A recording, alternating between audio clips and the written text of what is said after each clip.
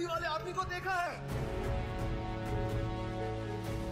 तुमने मुझे धोखा दिया है, मुझे चीट किया है।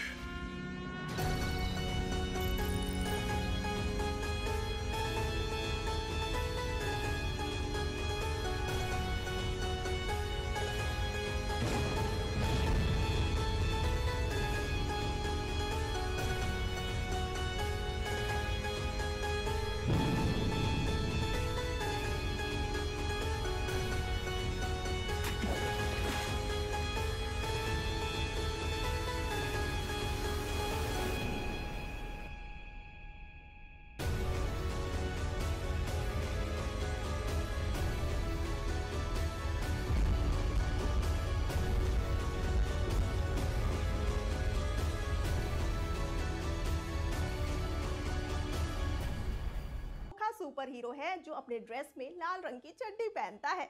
यही नहीं, सुपरमैन एक ऐसा कैरेक्टर है जिसके कंधे पर एक बड़ा सा लाल कपड़ा भी लहराता रहता है।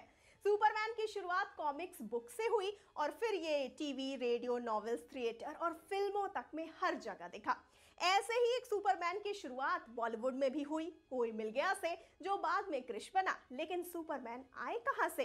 तो हम आपको बता दें कि सुपरमैन एक फिक्शनल सुपर हीरो है, तो जाहिर है ये किसी के दिमाग की उपज है। सुपरमैन का जन्म अमेरिका में डीसी कॉमिक्स के एक कॉमिक बुक में हुआ था। उस समय अमेरिका के बच्चों में कॉमिक्स पढ़ने के लिए क्रेज था। जी हाँ दोस्तों, डीसी कॉमिक्स के लिए सुपरमैन की कहानी लिखने का काम जेरी सीगल ने संभाला और इस सुपर हीरो को आर्टिस्ट जो शस्टर ने डिजाइन किया।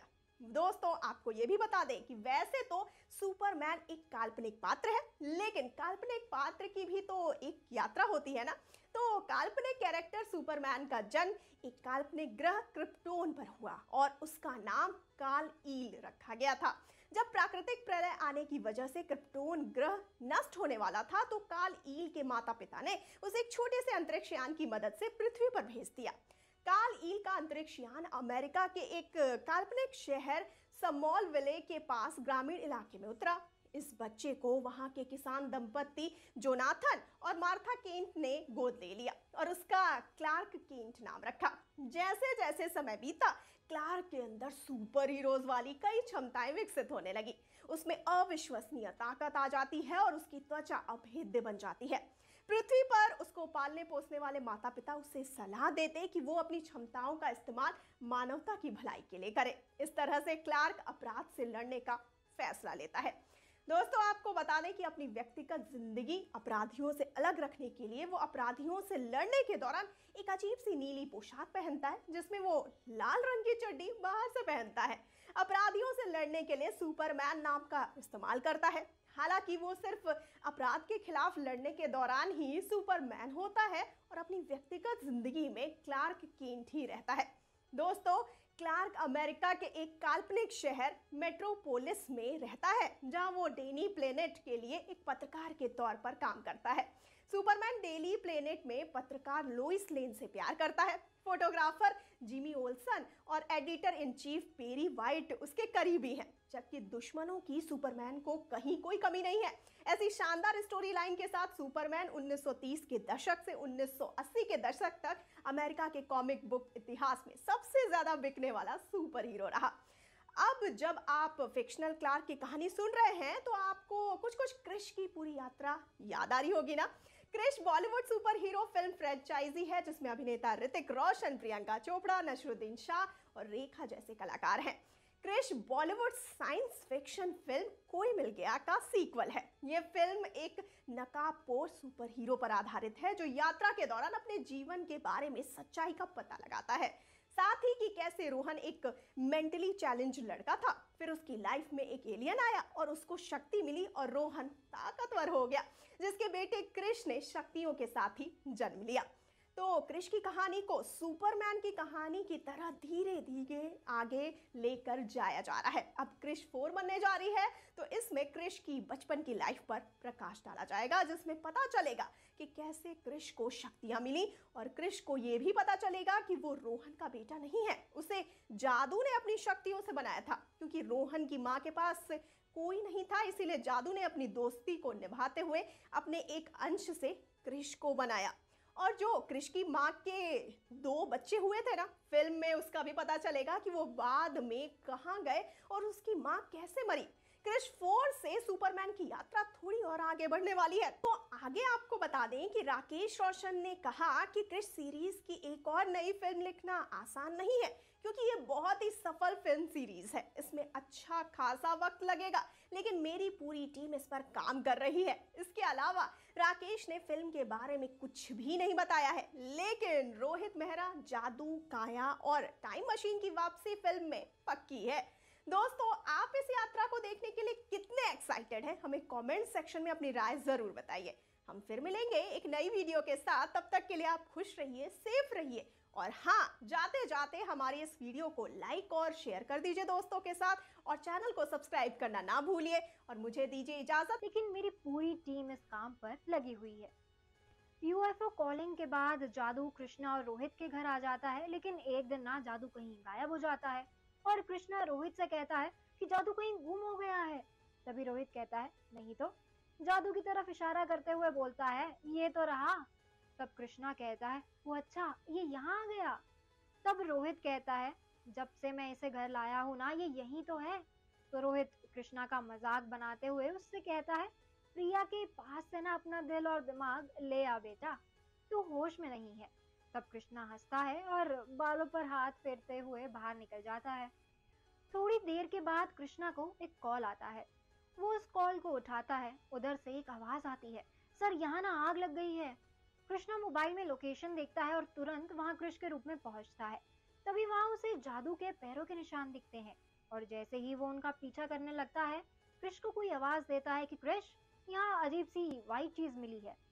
कृष उसे हाथ लगाकर देखता है तो कुछ बर्फ जैसी है। फॉरेंसिक टीम वो बर्फ और जादू के पैरों के निशान को एविडेंस के रूप में ना इकट्ठा कर लेती है। जैसे ही कृष और बाकी एविडेंस टीम वापस जाने लगती है, उन्हें जंगल में ना अजीब से पेड़ और पौधे दिखते हैं जो वहां इससे पहले नहीं थे, और वो काफी चमक रहे हैं। कृष जैसे ही उसको छूता है ना, तो उसको अजीब सा करंट अपनी बॉडी में महसूस होता है। तभी फॉरेंसिक टीम में से कोई उसे छूता है तो उसको भी सेम फील होता है। 2 दिन बाद फॉरेंसिक टीम के उस मेंबर को काफी तेज बुखार आया है, और साथ ही उसके शरीर की ना प्लेटलेट्स भी कम हो रही हैं। ये सब जानने के बाद रोहित उसके सलाइवा का सैंपल फॉरेंसिक में ले जाता है, और जब उसे चेक किया जाता है तो ये सब देखना रोहित चौंक जाता है और कृष को बताता है कि उस जीव और इस लड़के के सैंपल में ना एक ही कीटाणु पाया गया है। कृष अपने पापा से पूछता है क्या कीटाणु, कैसे मतलब? तब रोहित उसे समझाता है कि मैं जहां तक समझ पा रहा हूँ, ये एक ऐसा कीटाणु है जो आपस में छूने से फैलता है। इतने में बाहर हॉल में ना चल रहे टीवी पर उन्हें सुनाई देता है कि देश में कुछ ऐसे केसेस आए हैं। तभी कृष्णा के घर प्रिया आती है और बोलती है कि दादी को ना कुछ हो गया है, उन्हें बहुत तेज बुखार है। ये सुनकर कृष्णा जल्दी से अपने दस्ताने पहनता है और उसके घर जाता है। दादी की हालत देखकर टोलू मोलू ना काफी रो रहे होते हैं। तभी वो प्रिया को इशारा करता है और वो टोलू मोलू को ना बाहर ले जाती है। कृष्णा दादी का सैंपल ले लेता है और उसे लैब में भेज देता है। साथ ही बाहर टोलू मोलू भगवान कृष्ण की मूर्ति के पास खड़े होकर प्रार्थना कर रहे होते हैं। कृष्णा प्रिया और टोलू मोलू से कहता है कि कोई भी दादी के कमरे में नहीं जाएगा। प्रिया, बस तुम जाओगी, लेकिन प्रिकॉशंस के साथ। तब प्रिया कहती है कैसे प्रिकॉशंस? तब कृष्णा कहता है डिटॉल से हाथ धोने हैं। पिछले दिनों एक शोध में पता चला है कि एलियंस पृथ्वी पर मौजूद हैं। वो समुद्र में छिपकर रहते हैं। एरिया 51 में भी ऐसा ही कुछ मामला है।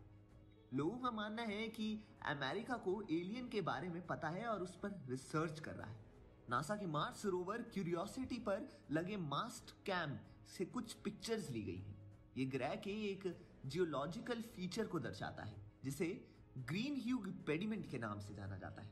लोगों का मानना है कि ये एक दरवाजे की तरह है जिसमें परजीवी रहते हैं। इस तस्वीर को देखने के बाद कई शोधार्थी दावा कर रहे हैं कि ये एक गुप्त गुफा है, मगर सवाल है कि क्या ये सच है? मंगल ग्रह की चट्टानों में जो ओपनिंग दिखाई जाती है ये भ्रामक हो सकती है। भले ही कुछ लोग किसी प्रवेश द्वार की तरह समझे, पर यह चट्टानों के बीच का एक फर्क है जो कुछ सेंटीमीटर चौड़ा हो सकता है। खास बात यह है कि तस्वीर उस ऑब्जेक्ट के आकार के बारे में पूरी जानकारी नहीं देती है। कुछ लोग कह रहे हैं कि ये एक ऐसा दरवाजा है जिसके अंदर एलियंस की दुनिया है। वो सबसे छिप कर रहते हैं। मगर इस दावे पर कई वैज्ञानिकों का मानना है कि ये एक भ्रम है। ये मंगल ग्रह पर मौजूद बस एक आकृति है। मंगल ग्रह पर अभी जीवन की तलाश जारी। जहां क्रिश मूवी को लेकर बहुत सारी एंटिसिपेशन सामने आ रही हैं, वैसे ऐसा माना जा रहा है कि क्रिश की हर रिपोर्ट के थ्रू यही पता चल रहा है कि जेम्स कैमरॉन की फिल्म अवतार से ये फिल्म काफी ज्यादा सिमिलर होने वाली है। और सबसे बड़ी अगर सिमिलैरिटी की बात करें तो वो है आईमैक्स कैमरास। जी हाँ दोस्तों, जेम्स कैमरॉन ने आईमैक्स कैमरास का यूज किया था अपनी इस फिल्म में स्पेशल इफेक्ट्स देने के लिए और अंडर वाटर सीन्स शूट करने के लिए। और अब क्रिश से क्योंकि एरियल स्टंट्स की शुरुआत हो रही है बॉलीवुड में, तो इसीलिए इस ग्लोबल कैमरे की यूज जो है, नीड जो है, वो भी इस फिल्म की टीम को लगने वाली है। और ऐसा इससे पहले किसी भी सुपर हीरो मूवी में हुआ नहीं है, तो ऐसा पहली बार इंडिया में क्रिश के थ्रू ही होने वाला है। और ऐसा भी सुनने में आ रहा है कि टीम पूरी कोशिश कर रही है कि जेम्स कैमरॉन के ही पूरे टीम को, उनके इलेक्ट्रिशियंस को मूवी में इलेक्ट्रिकल इश्यूज हैंडल करने के लिए बुलाया जाए, उन्हें ही ये सारा कारोबार सौंपा जाए। क्रिश 4 में लीडिंग एक्ट्रेस को लेकर लगातार ये क्वेश्चन बना हुआ है कि आखिर ये रोल कौन करने वाला है। पहले हमने इसमें कंगना रनौत को जरूर देखा था, लेकिन अब वो इसमें नजर नहीं आने वाली है। तो हाल ही में यामी गौतम का नाम बहुत ज्यादा चर्चाओं में है और ऐसा सुना गया है कि राकेश रोशन से उन्होंने हाल ही में मीटिंग भी की है। अब कंगना रनौत ने भी इस पर एक टिप्पणी की है। दरअसल यामी गौतम की तारीफ ही की है उन्होंने। ऐसा कहा है उन्होंने कि चोर निकल के भागा में यामी गौतम की परफॉर्मेंस उन्हें बहुत ज़्यादा पसंद है। जब कंगना से पूछा गया कि उनके रोल को, उनके तरीके को कौन रिप्लेस कर सकता है, तो उन्होंने ऐसा कहा कि उन्हें तो कोई रिप्लेस नहीं कर सकता, लेकिन हाँ, यामी गौतम की एक्टिंग से वो काफ़ी ज़्यादा इम्प्रेस्ड है। तो अब इन सब बातों से तो यही समझ में आ रहा है कि फॉर श्योर क्रिश 4 में हमें यामी गौतम ज़रूर दिखने वाली है। इसी के साथ अगर हम क्रिश 4 की कहानी की बात करें तो पहली मूवीज में आपने देखा था कि एक ऐसा कंप्यूटर दिखाया गया था जो फ्यूचर देख सकता है, फ्यूचर दिखा सकता है। तो इस मूवी में ऐसा होने वाला है कि एक ऐसा कंप्यूटर दिखाया जाए जो कि पास्ट दिखा सकता हो। हमने आपको बताया था कि क्रिश का जब बेटा होता है तो ज़्यादातर चीज़ें यही है कि क्रिश नहीं चाहेगा कि उसका बेटा भी उसकी जैसे प्रॉब्लम्स में फंसे, इसीलिए उसे एक बहुत ही नॉर्मल परवरिश देगा। लेकिन उसके अंदर जीन्स का क्या करेगा वो, इसीलिए क्रिश का बेटा क्यूरियस होकर एक बार वो कंप्यूटर देख लेगा जो पास्ट दिखाती है। अब क्योंकि इस मूवी में जादू की भी एंट्री होने वाली है, तो ऐसा कहा जा रहा है कि पास्ट की कई सारी चीज़ें को भी इस फिल्म में रिपीट किया जा सकता है, हमें देखने को मिल सकती है। आप क्रिश 4 के लिए कितने एक्साइटेड है और क्या आप यामी गौतम को इस फिल्म में देखना चाहेंगे लीडिंग लेडी के तौर पे? हमें कमेंट सेक्शन में ज़रूर बताइए। आज की वीडियो में बस इतना ही। अगर आपको वीडियो पसंद आई है तो इसे लाइक कीजिए, अपने दोस्तों के साथ शेयर ज़रूर कीजिए। पॉलीग्राफ स्टूडियोज को सब्सक्राइब कीजिए और मुझे अपनी होस्ट पंखरी को इजाज़त दीजिए। नमस्ते। यूनिवर्सिटी के 2 स्टूडेंट्स अपनी रिसर्च कर रहे थे। एक नया एक्सप्लोसिव बनाने की चाह में दोनों कई महीनों से लगे हुए थे। अमेरिकन गवर्नमेंट को ये एक्सप्लोसिव डिफेंस के लिए काम आने वाले थे और इसीलिए इसकी रिसर्च इंपॉर्टेंट थी। उस एक्सपेरिमेंट के दौरान कोई भी लैब में मौजूद नहीं था और ये दोनों स्टूडेंट्स अपनी महीनों की स्टडी के बाद इस एक्सपेरिमेंट को कर रहे थे। इस एक्सपेरिमेंट में विस्फोटकों के साथ काम होने वाला है और इसके लिए ही इन दोनों स्टूडेंट्स ने काफी तैयारी की थी। ये दोनों स्टूडेंट्स निकल हाइड्रोजाइन परक्लोरेट केमिकल बनाने के लिए एक्सपेरिमेंट कर रहे थे। दोनों ही घंटों से लैब में थे और कैलकुलेशंस में लगे थे। दोनों को थोड़ा मिश्रण ही बनाना था, इसीलिए दोनों बार बार चेक कर रहे थे, मगर हुआ वही जिसका उन्हें डर था। उनके सुपरवाइजर ने एक्सपेरिमेंट की परमिशन देते समय उन्हें कुछ सेफ्टी गाइडलाइंस दी थी। सुपरवाइजर के हिसाब से दोनों को ये एक्सपेरिमेंट करने से पहले किसी सीनियर को बुलाना था और सबसे इम्पोर्टेंट इंस्ट्रक्शन था उन्हें बस 100 मिलीग्राम जितना ही पदार्थ लेना था। क्योंकि ये एक्सपेरिमेंट लैब में होने वाला था, इसके लिए रिजल्ट्स नोट करने के लिए इतनी ही क्वांटिटी सफिशिएंट थी। दोनों जब आपस में कैलकुलेशंस कर रहे थे तो उन्होंने परिमाण क्या आएगा ये तो समझ लिया था, मगर कितना आएगा ये देखना भूल गए थे। मतलब ये दोनों जानते थे कि कितना पदार्थ कितना रिजल्ट देगा, मगर दोनों ये नहीं समझ पाए थे कि क्या लैब का एनवायरमेंट और सेफ्टी गियर्स इस रिजल्ट से उनकी प्रोटेक्शन कर पाएंगे या नहीं। तो बस दोनों ने 100 मिलीग्राम की बजाय 10 ग्राम सब्सटेंस से एक्सपेरिमेंट कर लिया। उसके बाद सब्सटेंस को दोनों ने हाई प्रेशर में भी डाल दिया। बस फिर क्या था, टेक्सास यूनिवर्सिटी में विस्फोट हुआ और हर तरफ आग लग गई। इस विस्फोट में किसी की जान तो नहीं गई, मगर बहुत लोग जल गए थे। इस एक्सपेरिमेंट से लैब के सिक्योरिटी और सेफ्टी मेजर्स और भी ज्यादा बढ़ा दिए गए, मगर इस एक्सपेरिमेंट को टेक्सास यूनिवर्सिटी के हिस्ट्री में सबसे भयानक एक्सपेरिमेंट का खिताब दे दिया गया है। तो बस दोस्तों, क्या पता क्रिश 4 में भी कुछ ऐसा ही एक्सपेरिमेंट करते दिखाई दे रोहित। आफ्टर ऑल हमेशा से ही क्रिश मूवी में साइंस का अच्छा खासा प्रभाव रहा है, तो इस बार भी हमें ऐसा ही एक्सपेरिमेंट देखने को मिल सकता है। दोस्तों आप बने रहिए, देखते रहिए बॉलीग्राफ स्टूडियोज को। हम ऐसे ही 2019 का ये इंसिडेंट बहुत ही खतरनाक था और हॉरिफाइंग एक्सीडेंट्स की लिस्ट में इसने अपनी जगह बना ली थी। ये राइड थी famous roller coaster ride. Roller coasters हमेशा से लोगों को थ्रिल देते आए हैं। बिल्कुल स्पीड से ऊपर और नीचे इसकी ये ट्रेन चलती है जिसमें लोगों को खूब मजा आता है। इस रोलर कोस्टर की स्पीड इतनी तेज होती है कि नीचे खड़े किसी आदमी को ये लगता है कि शायद इसके अंदर कोई बैठा ही नहीं होगा, मगर सेफ्टी सीट बेल्ट्स के साथ इन सभी राइडर्स को इस तेज गति ट्रेन में बिठाया जाता है। और ऐसा ही हुआ 28 सितंबर 2019 को। बहुत से राइडर्स फन की आड़ में इस राइड पर चढ़ गए, मगर उनमें से जो लास्ट ट्रेन या यूं कहें कि लास्ट बॉक्स में बैठे थे वो बदकिस्मत थे। उस दिन उन लास्ट ट्रेन वालों के साथ कुछ गलत होने वाला था। उनका बॉक्स बाकी ट्रेन से छूटा और वो सभी लोग 30 फीट नीचे आ गिरे। इस हादसे में धड़ाम से गिरने की आवाज तो आई ही, मगर खुद राइड को ऑपरेट करने वाला सुन पड़ गया।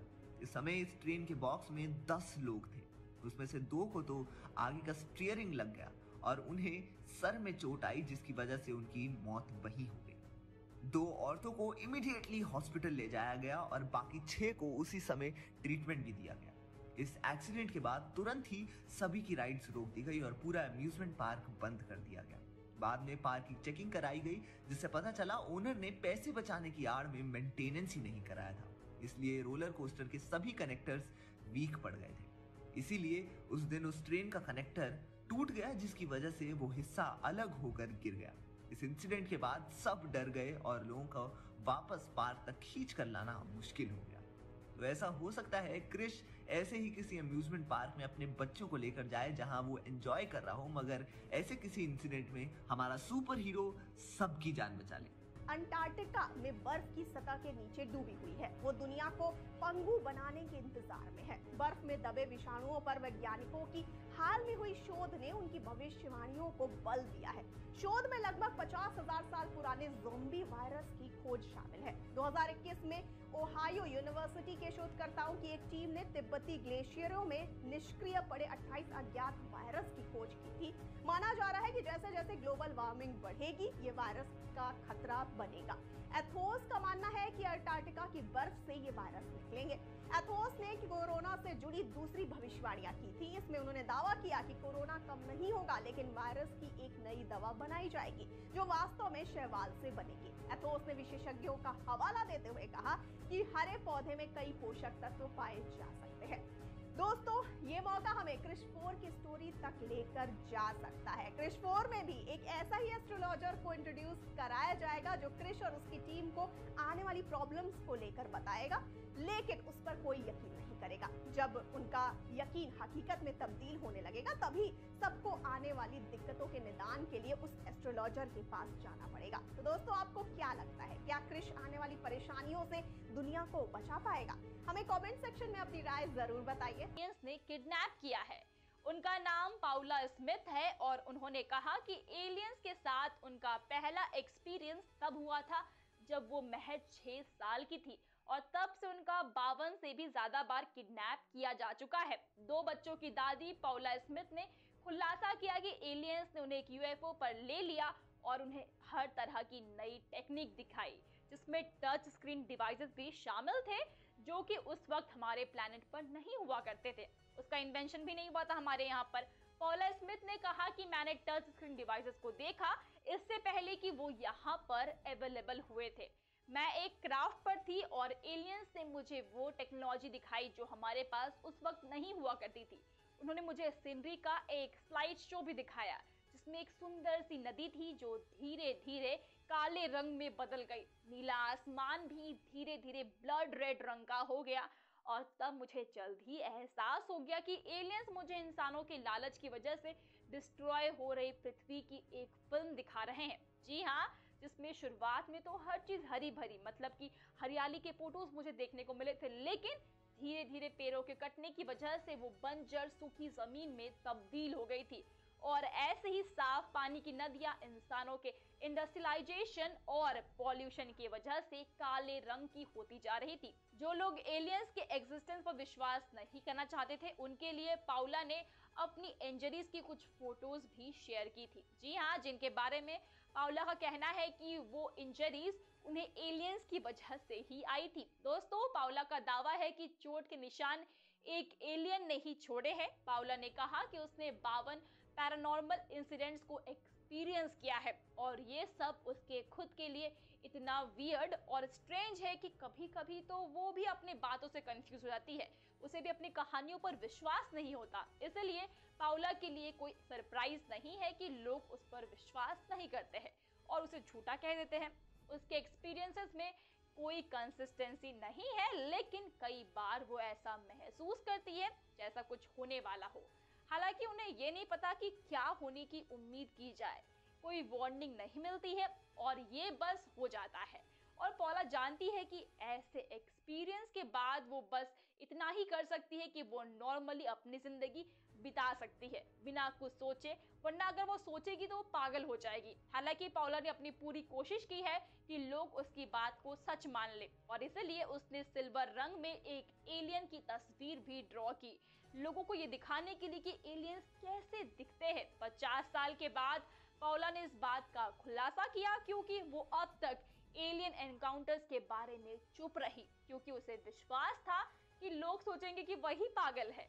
पाउला स्मिथ अकेली नहीं थी जिसने ऐसा क्लेम किया था, और भी ऐसे लोग थे। 2015 में अमेरिकन एयरफोर्स की एक फॉर्मर वर्कर नायरा ने भी ये दावा किया था कि उसे एलियंस ने अगवा किया था। जी हाँ, और कुछ महीने पहले इजराइल के फॉर्मर स्पेस सिक्योरिटी चीफ ने दावा किया था कि एलियंस असली है और डोनाल्ड ट्रंप उनके बारे में जानते भी है। उसने करीब 30 साल तक इजराइल के स्पेस सिक्योरिटी प्रोग्राम को लीड किया और कहा कि एलियंस सीक्रेटली अमेरिका और इजराइल के कनेक्शन में है। जी हाँ, हालांकि वो खुद अपने वजूद को छुपा रहे हैं क्योंकि ह्यूमैनिटी उनके लिए तैयार नहीं है। ऑडियो टेप कमर्शियल में लोगों की तरह जो लाइव सिंगिंग और रिकॉर्डेड सिंगिंग में फर्क नहीं बता सकते हैं, ठीक वैसे ही American Association for the Advancement of Science की एक मीटिंग में प्रेजेंट इंसिडेंट के बारे में रिसर्चर्स इसके फॉल्स मेमोरीज का एक साइकोलॉजिकल रिस्पॉन्स और रियलिटी में फर्क नहीं कर पा रहे हैं।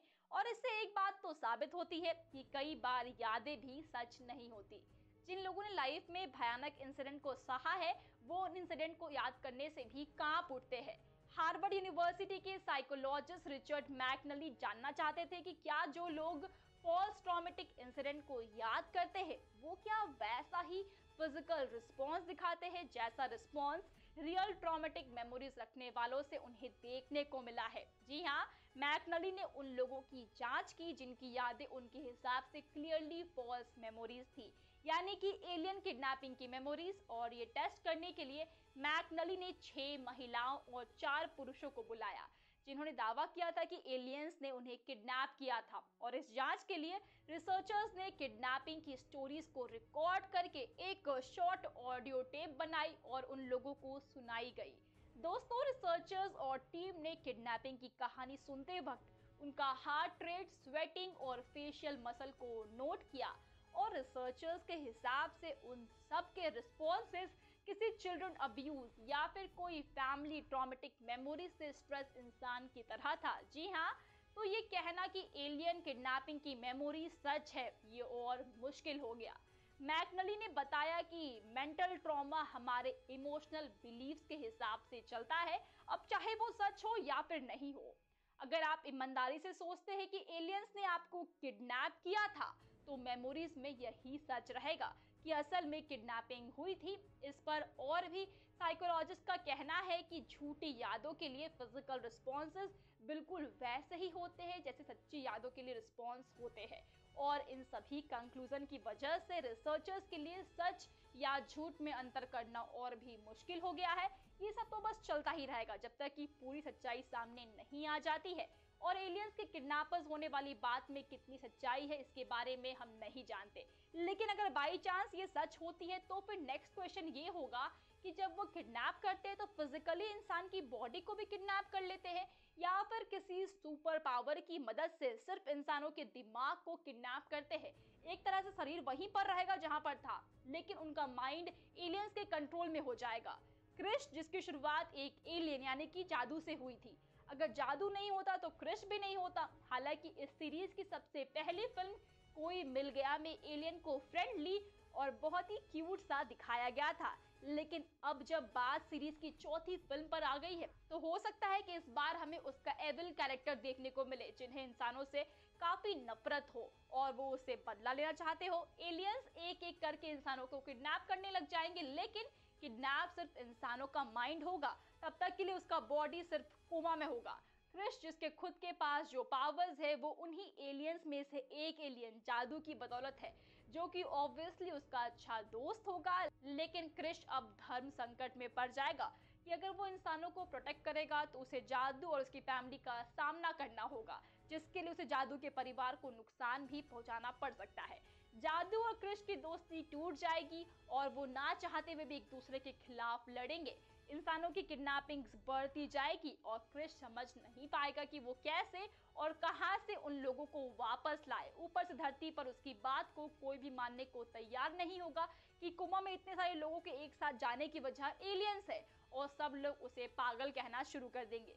क्रिश के लिए प्रूफ करना मुश्किल था, क्योंकि वो सब लोग डॉक्टर के सामने थे और टेस्ट से पता चल रहा था कि कोई साइकोलॉजिकल ट्रॉमा ट्रिगर्ड होने की वजह से ये हो सकता है। हालांकि सबके दिमाग में डाउट ये मौजूद है कि एक साथ इतने सारे लोगों का मेंटल ट्रॉमा कैसे ट्रिगर हो सकता है और सब लोगों का रिजल्ट भी सेम क्यों है। लेकिन कोई भी इतनी दूर तक नहीं सोच रहा कि ये सब एक एलियन की वजह से हो रहा है। तो कुछ इस तरह की कहानी जिसमें क्रिश का सामना उसकी सुपर पावर से कई गुना ज्यादा पावर्स वाले एलियन से ही होगा, और एंड में अगर कोई चीज क्रिश को ये जंग जिता पाएगी तो वो होगी इंसानियत और उसकी जादू के साथ दोस्ती। सुपर हीरो है जो अपने ड्रेस में लाल रंग की चड्डी पहनता है। यही नहीं, सुपरमैन एक ऐसा कैरेक्टर है जिसके कंधे पर एक बड़ा सा लाल कपड़ा भी लहराता रहता है। सुपरमैन की शुरुआत कॉमिक्स बुक से हुई और फिर ये टीवी, रेडियो, नॉवेल्स, थिएटर और फिल्मों तक में हर जगह दिखा। ऐसे ही एक सुपरमैन की शुरुआत बॉलीवुड में भी हुई, कोई मिल गया से, जो बाद में क्रिश बना। लेकिन सुपरमैन आए कहां से? तो हम आपको बता दें कि सुपरमैन एक फिक्शनल सुपर हीरो है, तो जाहिर है ये किसी के दिमाग की उपज है। सुपरमैन का जन्म अमेरिका में डीसी कॉमिक्स के एक कॉमिक बुक में हुआ था। उस समय अमेरिका के बच्चों में कॉमिक्स पढ़ने के लिए क्रेज था। जी हाँ दोस्तों, डीसी कॉमिक्स के लिए सुपरमैन की कहानी लिखने का काम जेरी सीगल ने संभाला और इस सुपर हीरो को आर्टिस्ट जो शस्टर ने डिजाइन किया। दोस्तों, आपको ये भी बता दें कि वैसे तो सुपरमैन एक काल्पनिक पात्र है, लेकिन काल्पनिक पात्र की भी तो एक यात्रा होती है ना। तो काल्पनिक कैरेक्टर सुपरमैन का जन्म एक काल्पनिक ग्रह क्रिप्टोन पर हुआ और उसका नाम काल ईल रखा गया था।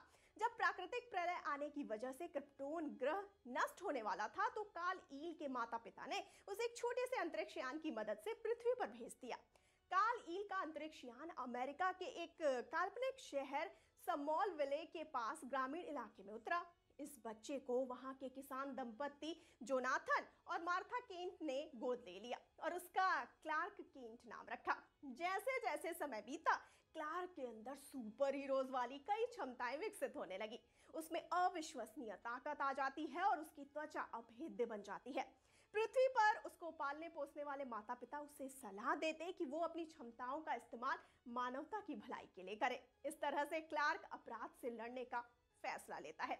दोस्तों, आपको बता दें कि अपनी व्यक्तिगत जिंदगी अपराधियों से अलग रखने के लिए वो अपराधियों से लड़ने के दौरान एक अजीब सी नीली पोशाक पहनता है, जिसमें वो लाल रंग की चड्डी बाहर से पहनता है। अपराधियों से लड़ने के लिए सुपरमैन नाम का इस्तेमाल करता है। हालांकि वो सिर्फ अपराध के खिलाफ लड़ने के दौरान ही सुपरमैन होता है और अपनी व्यक्तिगत जिंदगी में क्लार्क केंट ही रहता है। दोस्तों, क्लार्क अमेरिका के एक काल्पनिक शहर मेट्रोपोलिस में रहता है, जहां वो डेली प्लेनेट के लिए एक पत्रकार के तौर पर काम करता है। सुपरमैन डेली प्लेनेट में पत्रकार लोइस लेन से प्यार करता है। फोटोग्राफर जिमी ओल्सन और editor in chief Perry White उसके करीबी हैं, जबकि दुश्मनों की सुपरमैन को कहीं कोई कमी नहीं है। ऐसी शानदार स्टोरी लाइन के साथ सुपरमैन 1930 के दशक से 1980 के दशक तक अमेरिका के कॉमिक बुक इतिहास में सबसे ज्यादा बिकने वाला सुपर हीरो रहा। अब जब आप फिक्शनल क्लार्क की कहानी सुन रहे हैं तो आपको कुछ कुछ क्रिश की पूरी यात्रा याद आ रही होगी ना। Krrish Bollywood super hero film franchise है जिसमें अभिनेता ऋतिक रोशन, प्रियंका चोपड़ा, नसरुद्दीन शाह और रेखा जैसे कलाकार हैं। Krrish Bollywood science fiction film Koi Mil गया का सीक्वल है। ये फिल्म एक नकाबपोश सुपर हीरो पर आधारित है जो यात्रा के दौरान अपने जीवन के बारे में सच्चाई का पता लगाता है, साथ ही कि कैसे रोहन एक मेंटली चैलेंज लड़का था, फिर उसकी लाइफ में एक एलियन आया और उसको शक्ति मिली और रोहन ताकतवर हो गया, जिसके बेटे क्रिश ने शक्तियों के साथ ही जन्म लिया। तो क्रिश की कहानी को सुपरमैन की कहानी की तरह धीरे धीरे आगे लेकर जाया जा रहा है। अब क्रिश 4 बनने जा रही है, तो इसमें क्रिश की बचपन की लाइफ पर प्रकाश डाला जाएगा, जिसमें पता चलेगा कि कैसे क्रिश को शक्तियां मिली और क्रिश को यह भी पता चलेगा कि वो रोहन का बेटा नहीं है, उसे जादू ने अपनी शक्तियों से बनाया था, क्योंकि रोहन की माँ के पास कोई नहीं था, इसीलिए जादू ने अपनी दोस्ती को निभाते हुए अपने एक अंश से क्रिश को बनाया। और जो क्रिश की माँ के 2 बच्चे हुए थे ना, फिल्म में उसका भी पता चलेगा कि वो बाद में कहाँ गए और उसकी माँ कैसे मरी। क्रिश 4 से सुपरमैन की यात्रा थोड़ी और आगे बढ़ने वाली है। तो आगे आपको बता दें कि राकेश रोशन ने कहा कि क्रिश सीरीज की एक और नई फिल्म लिखना आसान नहीं है, क्योंकि ये बहुत ही सफल फिल्म सीरीज है, इसमें अच्छा खासा वक्त लगेगा, लेकिन मेरी पूरी टीम इस पर काम कर रही है। इसके अलावा राकेश ने फिल्म के बारे में कुछ भी नहीं बताया है, लेकिन रोहित मेहरा जादू, काया और टाइम मशीन की वापसी फिल्म में पक्की है। क्रिश को पहले से कुछ अलग करते हुए देखना चाहते हैं। क्रिश मूवी में क्या ऐसा हो सकता है कि अपना क्रिश स्पेस ट्रैवल करे, इस पर हम आगे बात करते हैं। दोस्तों, इससे पहले हम ये जानते हैं कि स्पेस ट्रैवल होता क्या है, और सबसे पहले हम ये जानते हैं कि क्यों है स्पेस ट्रैवल जरूरी। अंतरिक्ष अन्वेषण भविष्य है, ये तलाशने और यात्रा करने की मानवीय इच्छा को संतुष्ट करता है, और आने वाले वर्षों और दशकों में ये हमारी प्रजातियों को घर बुलाने के लिए एक नया स्थान भी प्रदान कर सकता है। विशेष रूप से अब प्रासंगिक है, क्योंकि पृथ्वी तेजी से भीड़ भाड़ वाली हो गई है। चलिए अब जानते हैं कि क्या इंसान स्पेस ट्रैवल कर सकता है, और अगर हाँ तो फिर कैसे। ये पूरी तरीके से संभव है कि मानव खोजकर्ता हमारे सौर मंडल की सबसे दूरस्थ पहुंच का दौरा करेंगे। हालांकि सितारे एक और मामला है। इंटरस्टेलर स्पेस इतना विशाल है कि इसे पार करने के लिए प्रकाश, ब्रह्मांड में सबसे तेज चीज जिसे हम जानते हैं, वर्षों, सदियों और सहस्राब्दियों तक लगता है। प्रकाश से तेज यात्रा एक दिन संभव हो सकती है, लेकिन हमारे जीवन काल में ये संभव नहीं है। क्या स्पेस ट्रैवल करना खतरनाक हो सकता है? आइए जानते हैं। संक्षेप में, हाँ, बहुत। कक्षा तक पहुंचने का मतलब लगभग 28,000 किलोमीटर प्रति घंटे या 17,000 मील प्रति घंटा या ध्वनि की गति से 22 गुना तक तेजी लाना है। अगर उस गति से कुछ भी गलत होता है तो ये शायद ही कभी अच्छी खबर होती है। दोस्तों, स्पेस में जाना अगर आपका सपना है तो हम चाहेंगे कि आपका ये सपना जरूर पूरा हो। अब बात करते हैं क्रिश 4 की स्टोरी के बारे में। इस बार कृष्णा उर्फ क्रिश नए खतरों का सामना करेगा। इस बार उसके सामने नए और खूब डेंजरस खलनायक होंगे। जी हाँ, जादू क्रिश के बेटे से मिलने के लिए धरती पर आता है अपने सभी साथियों के साथ, जो एक बहुत बड़ी उड़न तस्तरी में आते हैं। क्रिश के बेटे से मिलने के बाद वो उड़न तस्तरी वापस से स्पेस में चली जाती है। तभी कुछ पागल साइंटिस्ट एक मिसाइल बनाते हैं जो पूरी जादू की फैमिली को स्पेस में ही खत्म कर सकती है। जी हाँ, जब क्रिश को ये मालूम लगता है तब तक बहुत देर हो चुकी होती है और मिसाइल लॉन्च हो चुका होता है और स्पेस के लिए निकल चुका होता है। तब क्रिश अपनी सारे लिमिट्स को तोड़ते हुए स्पेस ट्रैवल करता है। और पेंटागन के टास्क फोर्स का कहना है कि सन 2004 से अभी तक आसमान में 144 यूएफओ देखे गए हैं, लेकिन इनका संबंध दूसरे प्लैनेट से है कि नहीं ये पता नहीं चल पाया है। अमेरिकी मीडिया ने 2017 में एक बड़ा खुलासा किया था। इसके मुताबिक अमेरिकी रक्षा मुख्यालय पेंटागन ने एलियंस और यूएफओ का पता लगाने के लिए एक सीक्रेट रिसर्च प्रोजेक्ट शुरू किया। ये प्रोजेक्ट 2007 से 2012 तक चला। इस पर 20 मिलियन खर्च किए गए। इस प्रोजेक्ट की जानकारी अमेरिकी राष्ट्रपति समेत कुछ चुनिंदा लोगों तक ही सीमित थी। 5 साल के बाद इस प्रोजेक्ट को बंद कर दिया गया था, लेकिन अब ये बात सामने आई है कि इस प्रोजेक्ट को बंद नहीं किया गया है, बल्कि इसे नए स्वरूप में अब भी जारी रखा गया है। 2008 में अमेरिका के राष्ट्रपति बनने के बाद उनके मन में एलियंस को जानने की जिज्ञासा पैदा हुई। ओबामा ने वीडियो में देखा कि कुछ उड़न तस्तरियां अमेरिका के मिलिट्री बेस को नुकसान पहुंचाने की कोशिश कर रही हैं। उड़न तस्तरियों की स्पीड अमेरिकी आर्मी से बहुत तेज है। यूएफओ के प्रूफ को लेकर चाहे जितनी भी डाउट्स क्यों ना हो दोस्तों, इनको गंभीरता से लिए जाने की जरूरत है। अगर दूसरे ग्रह पर प्राणी हैं और हमसे अधिक विकसित और शक्तिशाली हैं, तो धरती के इंसानों को अपनी सुरक्षा को लेकर नई तैयारी करनी होगी। ऐतिहासिक तथ्यों के अनुसार एंशिएंट मिस्र की धरती पर एलियंस आए थे। उन्होंने मिस्र के निवासियों को गीजा और पिरामिड बनाने के लिए औजार और ज्ञान दिया था। मध्यकाल में सबसे पहले 1561 में जर्मनी के नूरेबर्ग शहर के लोगों ने बड़े ग्लोब और अनोखी प्लेट जैसी चीज आसमान में देखी थी।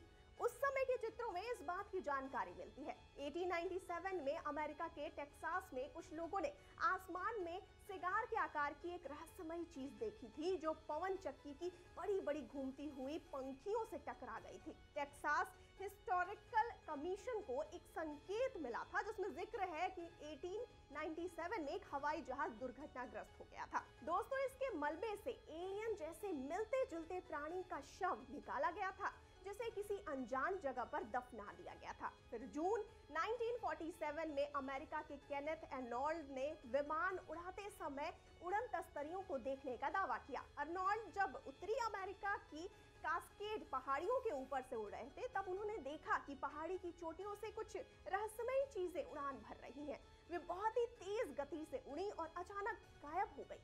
मॉडर्न वर्ल्ड में उड़न तस्तरी देखने की ये पहली घटना मानी जाती है। दोस्तों, जब केनेथ अर्नोल्ड ने आसमान में उड़ती हुई कुछ मिस्टीरियस चीजें देखी ना, तो पूरे विश्व में तहलका मच गया। उन्हें रेडियो पर इंटरव्यू के लिए बुलाया गया। अर्नोल्ड ने उन रहस्यमयी चीजों के बारे में बताया। उन्हें देख के ऐसा लगा जैसे किसी ने पानी की सतह पर कोई तस्तरी इतनी तेजी से फेंक दी कि वो जोर से उछलती हुई दूर तक हवा में उड़ती जा रही हो। दोस्तों, अर्नोल्ड के इस आंखों देखा हाल के बाद मीडिया में यूएफओ को फ्लाइंग सॉसर या उड़न तस्तरी कहा जाने लगा। यानी जून 1947 से उड़न तस्तरी शब्द प्रचलन में आया था। तो दोस्तों, क्या सच में एलियंस होते हैं? ऐसे ही एलियंस की दुनिया से जुड़ी बातें और उनके रहस्य से मिलती जुलती कहानी क्रिश 4 में हमें देखने को मिल सकती है। और कुछ ऐसा ही हुआ था जब 1976 में एक ऐसी ही घटना स्टैनफोर्ड कॉलेज के 3 स्टूडेंट के साथ हुई थी। जी हाँ, दरअसल फॉर थॉमस, लुइस स्मिथ और लिशा, जो कि स्टैनफोर्ड कॉलेज में पढ़ती थी, एक बार अपने कॉलेज से अपने घर वापस जा रही थी। इन तीनों दोस्तों को कोई उम्मीद नहीं थी कि जो उनके साथ अब होने वाला है वो कितना इंटरेस्टिंग होगा। दरअसल इन दिनों को एक एलियन स्पेसशिप ने जनवरी 1976 को अगवा कर लिया था। जी हाँ, ये लोग लैंकास्टर से अपने घर लिबर्टी की ओर जा रहे थे, जब उनको एक ऐसी स्पेसशिप मिली जो कि इन सबको अपने साथ अपने प्लैनेट में ले जाने के फिराक में थी। इस एलियन स्पेसशिप का रंग एकदम लोहे की तरह था और ये बहुत बड़ी थी। साथ ही इसके बाहरी तरफ बहुत सारे रेड लाइट्स लगे हुए थे और एकदम बड़ा सा डोम स्पेसशिप के ऊपर था। जब कुछ समय बाद ये वापस आई तो इन्होंने अपने घर वालों और अपने सभी दोस्तों को ये बताया कि दरअसल इन्हें अगवा कर लिया गया था। और ऐसा सुनने के बाद सब ने यही कहा कि ये तीनों मजाक कर रहे हैं और किसी को भी इनकी बात पर विश्वास ही नहीं हुआ। और जब ये बात पुलिस तक पहुंची तो पुलिस ने इन दिनों लड़कियों की सच्चाई का पता लगाने के लिए इनका एक लाई डिटेक्टर टेस्ट करवाया। और सबसे हैरानी की बात तो तब हुई जब इन तीनों ही लड़कियों ने इस लाई डिटेक्टर टेस्ट को पास कर लिया, जिससे कि ये बात साबित हो गया कि इन्हें वाकई में एक एलियन स्पेसशिप ने अगवा किया था। ऐसी एलियन की कई घटनाएं इस दुनिया में होती रहती है। तो क्या लगता है दोस्तों आपको, क्या ऐसी ही किसी घटना के ऊपर होगा क्रिश 4 की कहानी का प्लॉट? बताइए हमें कमेंट सेक्शन में। अब ये फिल्म जब थिएटर्स में आएगी तो क्या धमाल मचाएगी, ये तो फिल्म के रिलीज के बाद ही पता चलेगा। अब हम तो भाई इस फिल्म के लिए काफी एक्साइटेड है और आप कमेंट्स में जरूर बताइएगा। दोस्तों, आज की वीडियो यहीं पर खत्म होती है। मैं थी आपके साथ आपकी दोस्त और होस्ट प्रगति सिन्हा। काल को बांधकर जब क्रिश और लिटिल क्रिश बाहर जाते हैं तो वहां का नज़ारा और भी ज़्यादा खतरनाक होता है, क्योंकि आसमान का रंग बदल चुका है। हर जगह एलियंस का धमाका हो रहा है। गैलेक्सी से आए एलियन के बहुत सारे वेरिएंट्स थे जो हर जगह फैले हुए थे और तभी उन्हें काया मिलती है जो क्रिश को बताती है, क्रिश ये गैलेक्सी के विक्टर प्लैनेट से आई है और उनका लीडर विक्टर एक ऐसे हमले की तैयारी में लगा है जिससे वो एक ही झटके में पूरी पृथ्वी को तबाह कर देगा और वो उस तरफ है। और ये सुनते ही वो तीनों ही वहां जाते हैं और बीच में देखते हैं कि काफी सारे लोग फंसे हुए हैं। तब क्रिश कहता है सबसे पहले हमें इन सभी लोगों को बचाना होगा। तब लिटिल कृष्णा कहता है इसे बचाने के लिए हमें इन्हें यहाँ से दूर किसी सेफ प्लेस पर ले जाना होगा। और तब काया उनसे पूछती है, लेकिन हम इन्हें लेकर कहाँ जाएंगे? और तभी वहाँ पुलिस और मिलिट्री आ जाती है, जो क्रिश से कहती है, हम एक बार फिर दुनिया को बचाने में क्रिश की मदद करेंगे। और फिर पुलिस चीफ कहते हैं, अगर सबको किसी एक जगह रखना है ना, तो उसके लिए क्रिकेट स्टेडियम सही रहेगा। हम बहुत सारे लोगों को खो चुके हैं और अब इन्हें और नहीं खो सकते। तब क्रिश ये सुनकर कहता है, लेकिन ऑफिसर, आप इन एलियंस का मुकाबला कैसे करेंगे? इनके पास तो काफी पावर्स हैं। तब लिटिल क्रिश को एक आइडिया देता है और बताता है कि वो लड़ सकते हैं पापा। मैंने एक बार लिटिल सॉइल पार्टिकल्स बनाए थे जो ज़ोंबी को भी मार सकते हैं, और ये एलियंस भी ज़ोंबीज की तरह लोगों का माइंड खा रहे हैं। तो अगर उन पार्टिकल से हम इन पर हमला करेंगे तो वो वहीं खत्म हो जाएंगे। और फिर वो अपने सूट से एक बिन निकालता है और चीफ से कहता है, पुलिस अंकल, इसमें वो पार्टिकल्स हैं, आप इन्हें अपनी गोलियों में लगाकर गन में इंसर्ट कीजिए और इन एलियंस को मारिए, लेकिन ये इतने ही है और इन्हें संभाल कर इस्तेमाल कीजिए। और तब चीफ अपनी गोलियों में उन पार्टिकल्स को ऐड करते हैं और पीछे से आ रहे एलियंस पर वार करते हैं और उसके दिमाग पर गोली मार देते हैं, और गोली लगते ही वो एलियन वहीं खत्म हो जाता है। और चीफ बोलते हैं, let's kill some aliens today. और फिर वो और बाकी के ऑफिसर्स लोगों को स्टेडियम की तरफ ले जाते हैं। तब फिर क्रिश लिटिल क्रिश से कहता है, कमाल कर दिया तुमने तो जूनियर। और लिटिल क्रिश अपने पापा से कहता है, तारीफ बाद में पापा, पहले कुछ और एलियंस को मारो। और फिर क्रिश कहता है, तुम और काया लोगों को सही सलामत पहुंचाओ और मैं उस विक्ट्री को देखता हूँ। और फिर वो जल्दी ही जाता है और तब तक लिटिल क्रिश और काया दोनों ही अपने सुपर पावर से लोगों को बचाते हैं। और पुलिस ऑफिसर्स भी एलियन से लड़ते हुए सभी को स्टेडियम की तरफ ले जा रहे हैं। और इसी के चलते ऐसा लग रहा है मानो एक ऐसी जंग छिड़ी हो जिसमें ह्यूमंस और सुपर हीरोज मिलकर एलियंस से लड़ रहे हैं। वहीं बात करें क्रिश की, तो क्रिश विक्टर के पास जाता है जो अपने हमले की तैयारी कर रहा है, और क्रिश को देखते ही उस पर हमला कर देते हैं। तो क्या क्रिश रोक पाएंगे विक्टर को? तो दोस्तों, आपको ये कहानी कैसी लगी हमें कमेंट्स में जरूर बताना। क्रिश पोर की कहानी बार बार बदली जा रही है और कास्ट भी अब तक फाइनल नहीं हो पाई है। ऐसे में डुक्कू भी अपनी जिद पर अड़कर बैठ गए हैं। अब डुक्कू की जिद को चाह कर भी पूरा करने में उनके पापा को 100 बार सोचना पड़ रहा है, क्योंकि ऋतिक चाहते हैं कि फिल्म में उनके अपोजिट उनकी गर्लफ्रेंड सबा आजाद को लिया जाए। राकेश बेटे की जिद मान के ये कर भी ले, लेकिन सबा को लेकर इस वक्त रिस्क लेना फिल्म को डुबा भी सकता है। जी हाँ, जो राकेश इस वक्त तो बिल्कुल भी नहीं चाहते हैं दोस्तों। लेकिन डुक्कू अपनी गर्लफ्रेंड की करियर को एक अच्छा पुश देना चाहते हैं, और क्रिश फ्रेंचाइजी से अच्छा और कुछ हो ही नहीं सकता। अब सबा को लेकर खबरें ये भी आ रही है कि वो बाप और बेटे के बीच में लड़ाई लगवा रही है, उसकी वजह बन रही है, जिसकी वजह से उनके हिटर्स की गिनती दिन ब दिन बढ़ती ही जा रही है, और ऐसे में उनका फिल्म में होना काफी डेंजरस हो सकता है। अब डुग्गू की जिद मानी जाएगी या फिर नहीं, ये तो फिल्म के पोस्टर या फिर टीजर से ही हमें मालूम चल सकता है, क्योंकि फिल्म में कोई भी नई हीरोइन फाइनल नहीं हो पा रही है और पीसी की डेट्स को लेकर अभी तक उनकी टीम से कोई कंफर्मेशन नहीं आई है। इसलिए राकेश अपनी चॉइस पर दाव खेलना चाहते हैं। जी हाँ, काया के रोल में कंगना रनौत को लोगों ने काफी पसंद किया था, क्योंकि इंडस्ट्री में उनकी इमेज कुछ विलन जैसे ही है और फैंस उनको इसी तरह देखकर खुश होते हैं। और यही वजह है कि राकेश रोशन अब फिल्म में काया की वापसी चाहते हैं। लेकिन ऋतिक और कंगना के झगड़े के बाद ये परेशानी थोड़ी बढ़ गई है। अब उनको फिल्म में कैसे लिया जाए, क्योंकि फिल्म में काया का होना डुग्गू को नाराज कर देगा, और पापा अपने बेटे और फिल्म के मेन हीरो के खिलाफ इतनी आसानी से नहीं जा सकते। अब देखना होगा कि कहानी की मांग के आगे क्या ऋतिक झुक जाएंगे या राकेश रोशन अपने बेटे की बात मानकर काया को वापस लाने की अपनी जिद को छोड़ देंगे। दोस्तों, क्रिश पोर को लेकर सबसे बड़ी एक्साइटमेंट है जादू की वापसी को लेकर।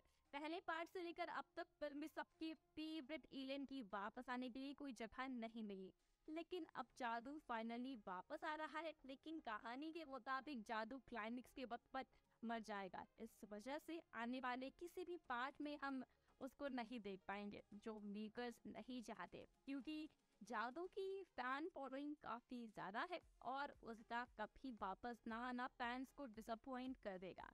इसीलिए लास्ट मिनट पर चेंज किया गया है। जी हाँ, इस पर हमने एंड में जादू की एक झलक तो देखनी ही है, लेकिन पूरी फिल्म में जादू का होना अभी कैंसिल हो गया है। अब इसका फिल्म पर कितना असर पड़ेगा ये देखने वाली चीज होगी। तो आप इस फिल्म के लिए कितने एक्साइटेड है बताइए हमें कमेंट सेक्शन में। साथ ही वीडियो अच्छी लगी हो तो वीडियो को लाइक और शेयर करना मत भूलिएगा। या फिर कुछ लोग छुट्टियों से वापस लौट रहे होते हैं, मगर इन सब में सभी को अपना एंड स्टेशन पता होता है।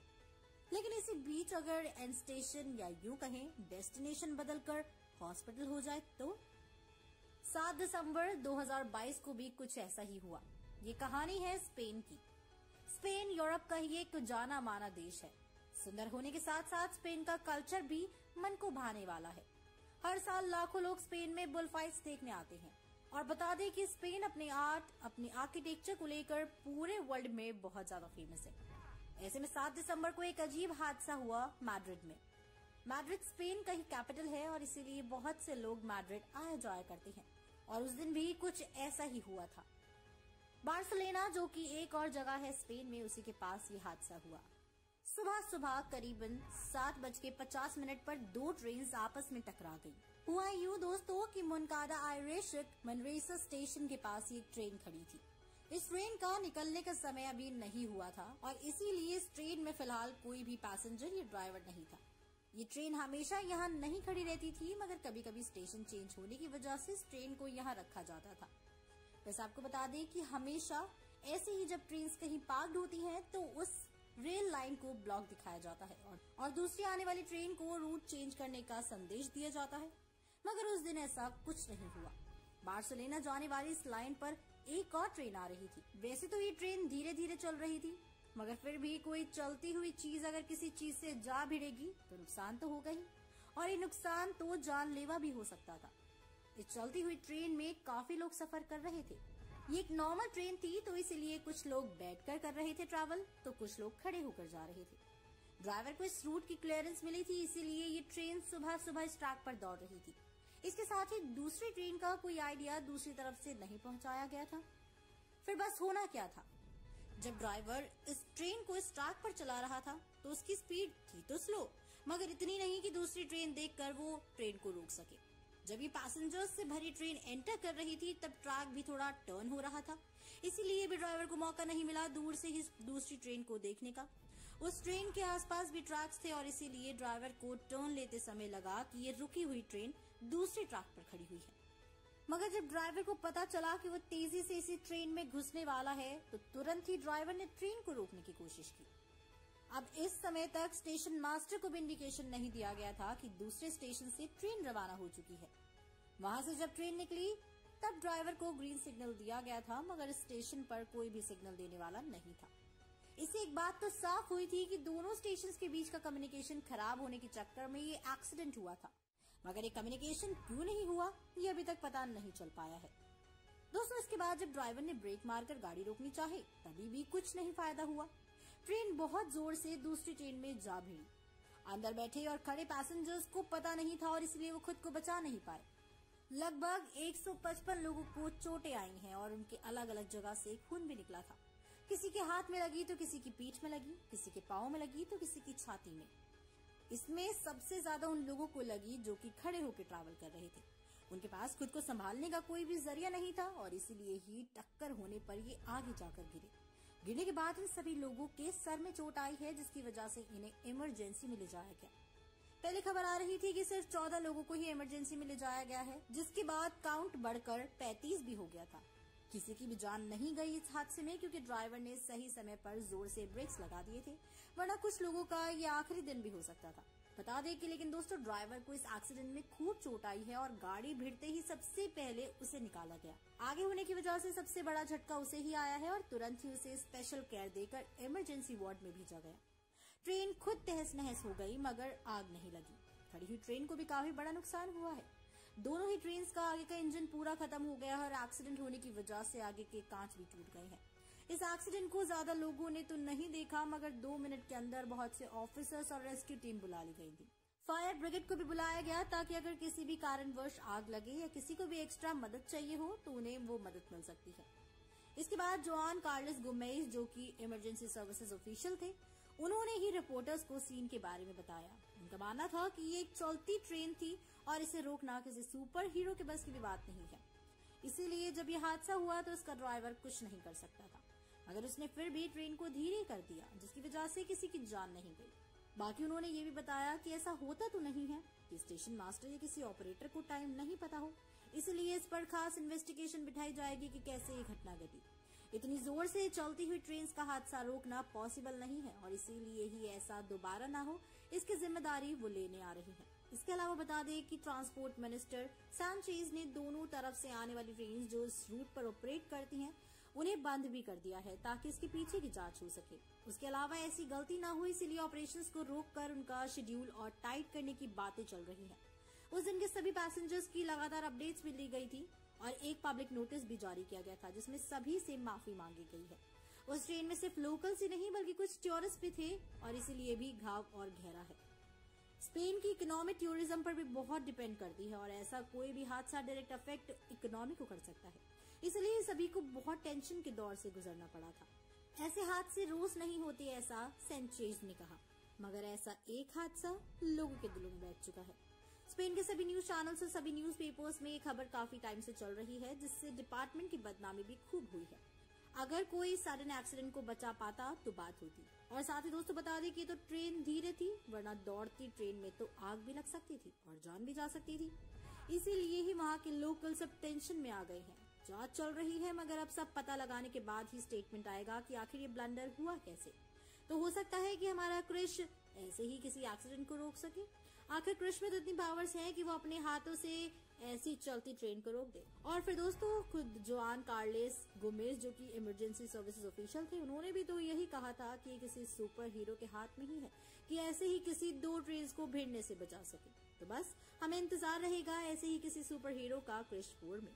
तब तक दोस्तों अगर आपको ये वीडियो पसंद आई है तो प्लीज इसको लाइक और शेयर करना बिल्कुल ना भूलें और बने रहिए हमारे साथ, देखते रहिए बॉलीग्राफ स्टूडियोज को। इस पर हमला कर देता है। दोस्तों क्रिश अपनी सुपर पावर्स की मदद से उसका सामना करता है, लेकिन उस मानवर का शरीर पूरा का पूरा मेटल का बना हुआ था, इसलिए उस पर क्रिश के किसी भी हमले का कोई असर नहीं हो रहा था।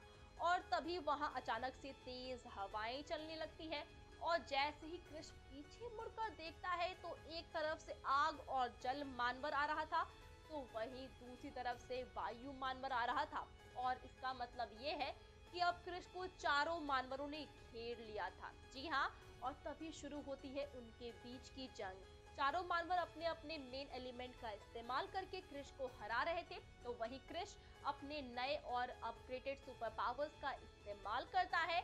उसने 5 सालों में अपने ऊपर बहुत काम किया है और अब उसके पास हाई जंप्स और बाकी की सुपर पावर्स के साथ साथ अपने दिमाग की मदद से किसी भी चीज को हवा में उठाने और आयरन मैन की तरह हवा में उड़ने के भी सुपर पावर्स थे। लेकिन दोस्तों फिर भी वो चारों मानवर काल के अंश थे और उसमें भी डॉक्टर साइको ने उन पर कई एक्सपेरिमेंट्स करके उन्हें काफी ज्यादा खतरनाक बना दिया है, इसलिए क्रिश अकेला उनका मुकाबला नहीं कर पा रहा था दोस्तों। और जो मानवर मेटल का बना हुआ था, जो अर्थ यानी कि पृथ्वी मानवर है, वो क्रिश पर काफी बुरी तरीके से वार कर रहा था और फिर वो आग मानवर को छूता है और खुद भी पूरा आग का बन जाता है और क्रिश को अपनी जकड़ में ले लेता है। और क्योंकि क्रिश का शूट काफी मॉडर्न टेक्नोलॉजी का बना हुआ था और वो आग को आसानी से एब्जॉर्ब कर रहा था, लेकिन तब भी क्रिश थोड़ा सा वीक होता जा रहा था। आग उसे काफी अफेक्ट कर रही थी और इससे पहले कि वो चारों मानवर क्रिश को डॉक्टर साइको की लैब में लेकर जाते, फायर मानवर और अर्थ मानवर को एक जोर का झटका लगता है और उनकी क्रिश पर से पकड़ छूट जाती है और वो दूर जाकर कहीं गिर जाते हैं। जब क्रिश ऊपर देखता है तो वो समझ जाता है कि उसकी मदद करने के लिए कौन आया है और इससे पहले कि वो अपने बेटे यानी कि जूनियर रोहित, जो इस वक्त लिटिल क्रिश के अवतार में आया है और जिसने फायर और अर्थ मानवर को अपने इलेक्ट्रिक पावर्स की मदद से जोर का झटका लगाया है, उससे बात कर पाता वायु मानवर क्रिश पर हमला कर देता है। जी हाँ, और उसके आसपास हवा का बवंडर बनाता है और उस बवंडर में उसे उठाकर वो वहां से उड़ जाता है और जूनियर रोहित अपने पापा के पीछे जा पाता उससे पहले बाकी के तीनों मानवर उस पर हमला कर देते हैं और उसे चारों तरफ से घेर लेते हैं। तो अब लिटिल क्रिश कैसे करेगा उन मानवरों का सामना और मानवरों ने क्यों बचाया आखिर सारा को और वो कहाँ ले गए क्रिश को, ये हम जानेंगे हमारे नेक्स्ट वीडियो में। तब तक के लिए आप हमें इस वीडियो पर अपने व्यूज जरूर बताएं। एंड वीडियो अच्छी लगी हो तो वीडियो को लाइक करें, शेयर करें अपने दोस्तों के साथ, और हाँ, चैनल को सब्सक्राइब करना बिल्कुल भी मत भूलिएगा। एंड्रयू की कोई भी डिटेल दिसंबर 2002 से पहले नहीं मिली है। अपनी बात को सच साबित करने के लिए एंड्रयू ने पुलिस से कहा कि वो बता सकता है कि आखिर एड्स की बीमारी का क्योर क्या है। वो ये भी बता सकता है कि आतंकवादी ओसामा बिन लादेन कहाँ है और अमेरिका किस दिन इराक पे हमला करने वाला है। अब ये सारी बातें 2003 के मार्च 19 तक नहीं हुई थी, लेकिन 20 मार्च 2003 को अमेरिका ने इराक पे हमला किया था, जिसकी डेट एंड्रयू पहले ही बताने को तैयार था। एंड्रयू का कहना था कि वो अपने टाइम क्राफ्ट तक पहुंचना चाहता है ताकि वो अपने घर जा सके। एंड्रयू के मुताबिक वो टाइम क्राफ्ट के सहारे ही पास्ट में आया है।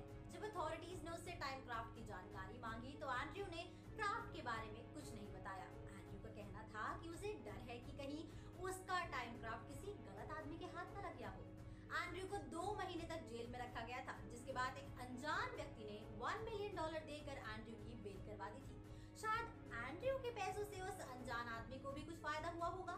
एंड्रयू को अप्रैल 2003 में कोर्ट में पेश होना था, जहां एंड्रयू नहीं पहुंचा। एंड्रयू के बारे में यूएस पैरानॉर्मल डिफेंस एजेंसी कुछ भी पता लगाने में नाकामयाब हुई थी। अब अथॉरिटीज ऐसा मानने लगी है कि हो सकता है कि एंड्रयू अपनी जगह वापस चला गया हो। आगे हम जानेंगे कि आखिर एंड्रयू कहां और कैसे गायब हुआ। क्या एंड्रयू जो कह रहा था वो सच था? दोस्तों, जानेंगे इन सभी जानकारियों को हमारी अगली वीडियोस में, तो आप लोग बने रहिए और देखते रहिए बॉलीग्राज स्टूडियोज को।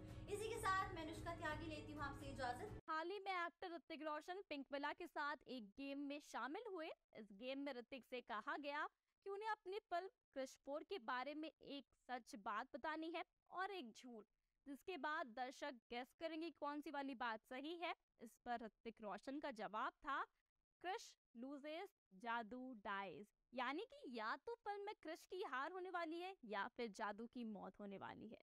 अब यहाँ देखने वाली बात यह है कि अगर जादू की मौत होती है तो इससे क्रिश की शक्तियां भी चली जाएंगी, जिसके बाद फिल्म का कोई मकसद ही नहीं रहेगा। और फिल्म के तो अभी और भी कई सारे सीक्वल्स बनने हैं, तो ऐसे में जाहिर सी बात है कि ऋतिक रोशन की दूसरी बात सच है, यानी कि मूवी में होने वाली है हमारी सुपर हीरो की हार। दोस्तों, क्रिश 4 में सुपर हीरो की हार को लेकर काफी अनसर्टेनिटी थी, लेकिन जब फिल्म मेकर राकेश रोशन का एक इंटरव्यू हाल ही में सोशल मीडिया पर वायरल हुआ, तब उसमें देखा गया कि किस तरह से राकेश रोशन बता रहे हैं कि क्रिश 4 में एवेंजर्स इन्फिनिटी वॉर का एक छोटा सा कनेक्शन है जो कि दर्शकों को चौंका देगा। अब दोस्तों, इन्फिनिटी वॉर की एंडिंग में तो सभी एवेंजर्स की हार हो जाती है और उनमें से कई लोग तो मिट्टी में मिल जाते हैं। इससे साफ ये मालूम चलता है कि किस तरह से क्रिश 4 में ऋतिक रोशन यानी कि हमारे सुपर हीरो की हार होने वाली है। क्रिश को भी मिट्टी में मिलता हुआ दिखाया जा सकता है, जिसके बाद वो मैदान में डबल शक्तियों के साथ लौटेगा। जी हाँ, अब क्योंकि क्रिश 4 को एवेंजर्स से इतना इंस्पायर किया गया है, तो ऐसा भी संभव है कि खुद क्रिश का किरदार या फिर फिल्म का एनवायरनमेंट इन्फिनिटी वॉर जैसा हो। आखिर फिल्म मेकर्स का तो सपना ही क्रिश को एक ग्लोबल हीरो बनाने का है। इन्फिनिटी वॉर को यूं तो कई लोकेशंस पर शूट नहीं किया गया था, लेकिन इस फिल्म के सारे बड़े सीन्स जॉर्जिया के पाइनवुड अटलांटा स्टूडियो में फिल्माए गए। अब ऐसा हो सकता है कि क्रिश के मेकर्स भी जॉर्जिया के ही इस बड़े स्टूडियो में मूवी के लिए फिल्मिंग राइट्स ले। वैसे बता दें, क्रिश फिल्म को हमेशा आउटडोर लोकेशन से ज्यादा स्टूडियो में ही फिल्माया जाता है। पिछली बार फिल्म की ज्यादातर सीन मुंबई के मशहूर महबूब स्टूडियो में शूट हुए। इसके अलावा फिल्म को साउथ अफ्रीका के नामीबिया डेजर्ट और सेंटोसा आइलैंड जैसी एक्साइटिंग लोकेशंस पर भी फिल्माया गया है। तो दोस्तों, आप क्रिश 4 के लिए कितने एक्साइटेड हैं बताइए हमें कमेंट सेक्शन में। साथ ही वीडियो अच्छी लगी हो तो वीडियो को लाइक और शेयर करना मत भूलिएगा। आज के लिए बस इतना ही। मैं प्रगति मिलूंगी आपसे नेक्स्ट वीडियो में। सेफ रहिए, मुस्कुराते रहिए। Bye bye. 2050 में पहुंचता है तो देखता है कि दुनिया में एलियंस के आने से काफी मुश्किलों का सामना करना पड़ा है। साथ ही साथ तकनीक के बढ़ जाने से ग्लोबल वार्मिंग और बाकी की समस्याएं हो रही हैं। उस समय में पूरे आकाश में अजीबोगरीब रोशनी और घटनाओं के साथ सब कुछ शुरू हुआ, जिसमें कुछ साफ नजर नहीं आ रहा था, जिसके चलते लोगों ने सोचा कि ये सिर्फ एक धोखा है, जब तक उन्होंने यूएफओ को नहीं देखा था। कृष्ण ने देखा कि दुनिया दहशत की स्थिति में है, लेकिन साथ ही ये भी देखा कि एलियंस के शत्रुतापूर्ण इरादे नहीं थे। वर्ष 2050 में मानव ने एक दूर के ग्रह से एलियन की एक प्रजाति के साथ संपर्क बनाया। जोगर्न्स कहे जाने वाले ये एलियंस तकनीक में बहुत उन्नत है और सदियों से पृथ्वी पर नजर रख रहे हैं। मानव और जोगर्न्स के बीच पहली मुलाकात तनाव भरी रही थी, क्योंकि दोनों पक्ष एक दूसरे से सावधान रहने की कोशिश कर रहे थे। हालांकि समय के साथ दोनों प्रजातियों ने परस्पर लाभकारी साझेदारी बनाई। जोगर्न्स ने अपनी उन्नत तकनीक को मानव जाति के साथ शेयर किया, जिसने पृथ्वी पर जीवन में बहुत सुधार किया। बदले में मनुष्यों ने पृथ्वी और उसकी विविध संस्कृतियों के बारे में अपना ज्ञान शेयर किया। जैसे जैसे साल बीतते गए, अधिक से अधिक जोगर्न्स एलियन ने पृथ्वी का दौरा किया और अंततः एक छोटी कॉलोनी को स्थापित किया गया, जहां मनुष्य और जोगर्न्स एक साथ रहते हैं और काम करते हैं। दोस्तों, एक दिन मनुष्यों के एक समूह ने ग्रह की सतह के नीचे गहराई में दबी हुई एक रहस्यमय कलाकृति की खोज की। कलाकृति उनके द्वारा देखी गई किसी भी चीज के विपरीत थी और ये जल्दी ही मनुष्यों और जोगर्न्स दोनों के ध्यान का केंद्र बन गई। दोस्तों, काफी कोशिशों के बावजूद मानव और जोगर्न्स को मिले आकृति के रहस्यों को खोलने में असमर्थ थे। ये एक रहस्य बना रहा, लेकिन इसने अंतरिक्ष और अन्य विदेशी प्रजातियों की खोज में नए सिरे से रुचि पैदा की। जैसे जैसे मानवता और जोगर्न्स ब्रह्मांड की विशालता का पता लगाना जारी रखते हैं, उन्हें कई अन्य विदेशी प्रजातियों का सामना करना पड़ता है, जिनमें से प्रत्येक की अपनी अनूठी संस्कृति और तकनीक होती है। इन प्रजातियों के बीच साझेदारी ने गैलेक्सी में शांति और सहयोग के एक नए युग की शुरुआत करने में मदद की। अंत में मनुष्य और जोगर्न्स एक साथ रहना और काम करना जारी रखते हैं, ब्रह्मांड की खोज करते हैं और इसके रहस्यों को खोलते हैं। वे सबसे अच्छे दोस्त बन रहे हैं और आने वाली पीढ़ियों के लिए उनकी साझेदारी जारी रहेगी। उन्होंने संयुक्त राष्ट्र के साथ संपर्क बनाया और खुद को एक दूर के ग्रह से शांतिपूर्ण एलियंस के रूप में प्रस्तुत किया। उन्होंने खुद को जोगर्न्स कहा और समझाया कि वे कई वर्षों से हमारे ग्रह यानी पृथ्वी का अध्ययन कर रहे हैं और मानव सभ्यता से प्रभावित है। जोगर्न्स का स्वागत संदेह और भय के साथ किया गया था, लेकिन समय के साथ वे अपनी शांतिपूर्ण इरादों को साबित करने में सक्षम हो गए और उनके साथ एक संबंध स्थापित हो गया। दोस्तों, जोगर्न्स अपने साथ उन्नत तकनीक लेकर आए, जिसने दुनिया को हमेशा के लिए बदल दिया। उनके पास पर्यावरण को साफ करने, बीमारों और घायलों को ठीक करने और यहाँ तक कि ग्लोबल वार्मिंग के प्रभावों को उलटने की क्षमता थी। लोग उनकी क्षमताओं से चकित हैं और जल्द ही जोगर्न्स मानव समाज में एक स्थिरता का कारण बन गए। लेकिन जैसे जैसे समय बीतता गया, इंसानों को अपने विदेशी पड़ोसियों से खतरा महसूस होने लगा। उन्हें चिंता होने लगी कि जोगर्न्स दुनिया पर कब्जा करने के लिए सही समय का इंतजार कर रहे थे। डर इस बात का है कि उनकी तकनीक और ज्ञान बहुत उन्नत था। दुनिया के सुपर हीरोज ने जोगर्न्स की गतिविधियों पर नजर रखने के लिए एक टास्क फोर्स बनाने का फैसला किया। दोस्तों, टास्क फोर्स की कोशिशों के बावजूद जोगर्न्स ने मानवता के लिए महान कार्य करना जारी रखा। उन्होंने नए शहरों के निर्माण में मदद की, सभी के लिए स्वच्छ ऊर्जा उपलब्ध कराई और यहाँ तक कि कैंसर का इलाज भी खोजा। लेकिन जोगर्न्स पर अभी भी किसी को कोई विश्वास नहीं था। ये तब तक जारी रहा जब तक रोहित और उसके वैज्ञानिकों ने एक समूह ने एक चौंकाने वाली खोज नहीं की थी, और इस खोज के बाद सब कुछ बदल गया। उन्होंने पाया कि जोगर्न्स अपने ग्रह के संसाधनों से बाहर एक नए घर की जरूरत थी, ताकि वो अपनी सभ्यता और संसाधन को बढ़ा सके।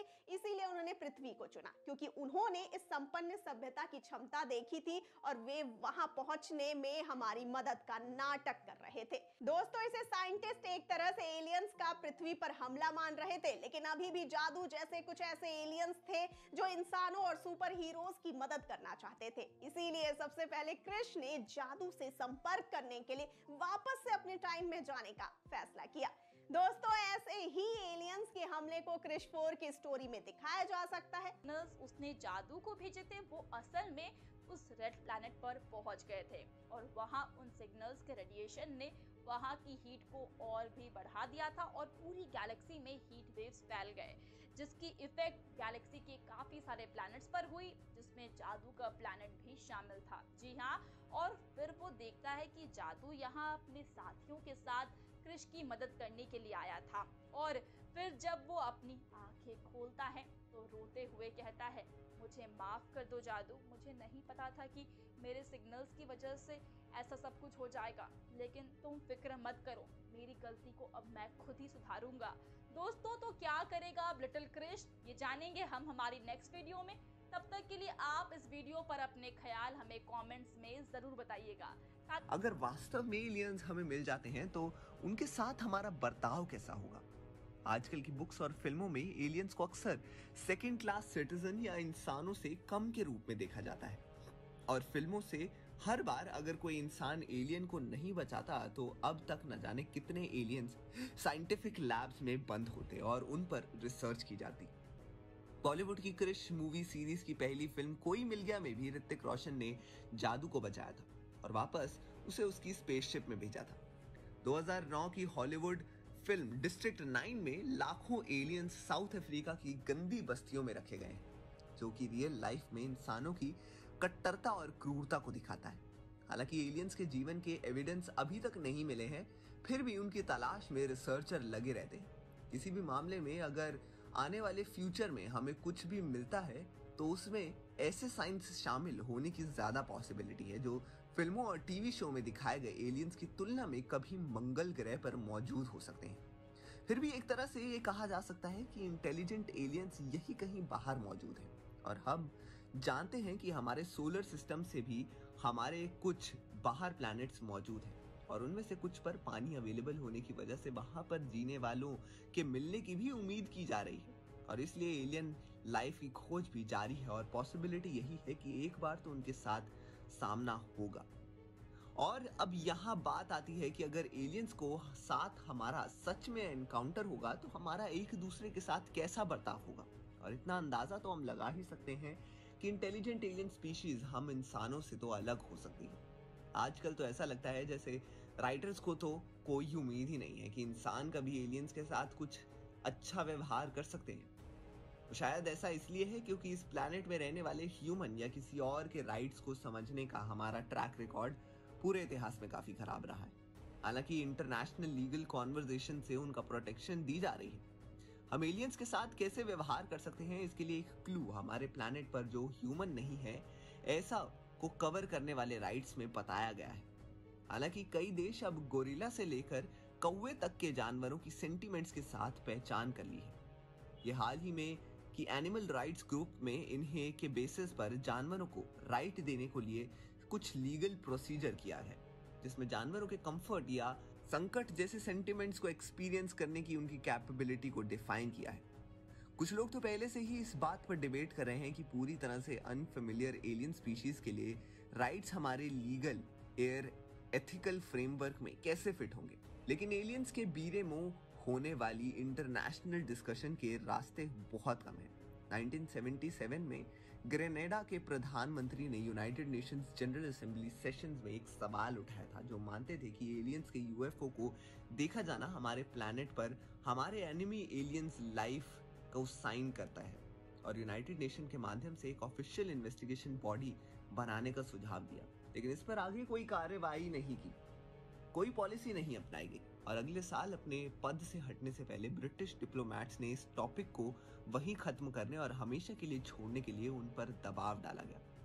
ऐसे ही हो सकता है कि इस बार क्रिश 4 में हमें एलियंस और इंसानों के बीच के रिलेशंस अच्छे और सच्चे देखने को मिले। पर एस्ट्रोनॉमर्स को नई डिस्कवरीज के बारे में इन्फॉर्म कर देते थे और रिसर्च का बहुत ही तेजी से फॉलो अप करते थे। 1977 की गर्मियों के एंड में Jerry Ehman Big Ear radio observatory द्वारा कलेक्ट किए गए डेटा के कंप्यूटर प्रिंटआउट के लेटेस्ट बैच को रिव्यू करने के लिए बैठ गया, जहां वो एक एस्ट्रोनॉमर के रूप में अपनी मर्जी से काम कर रहा था।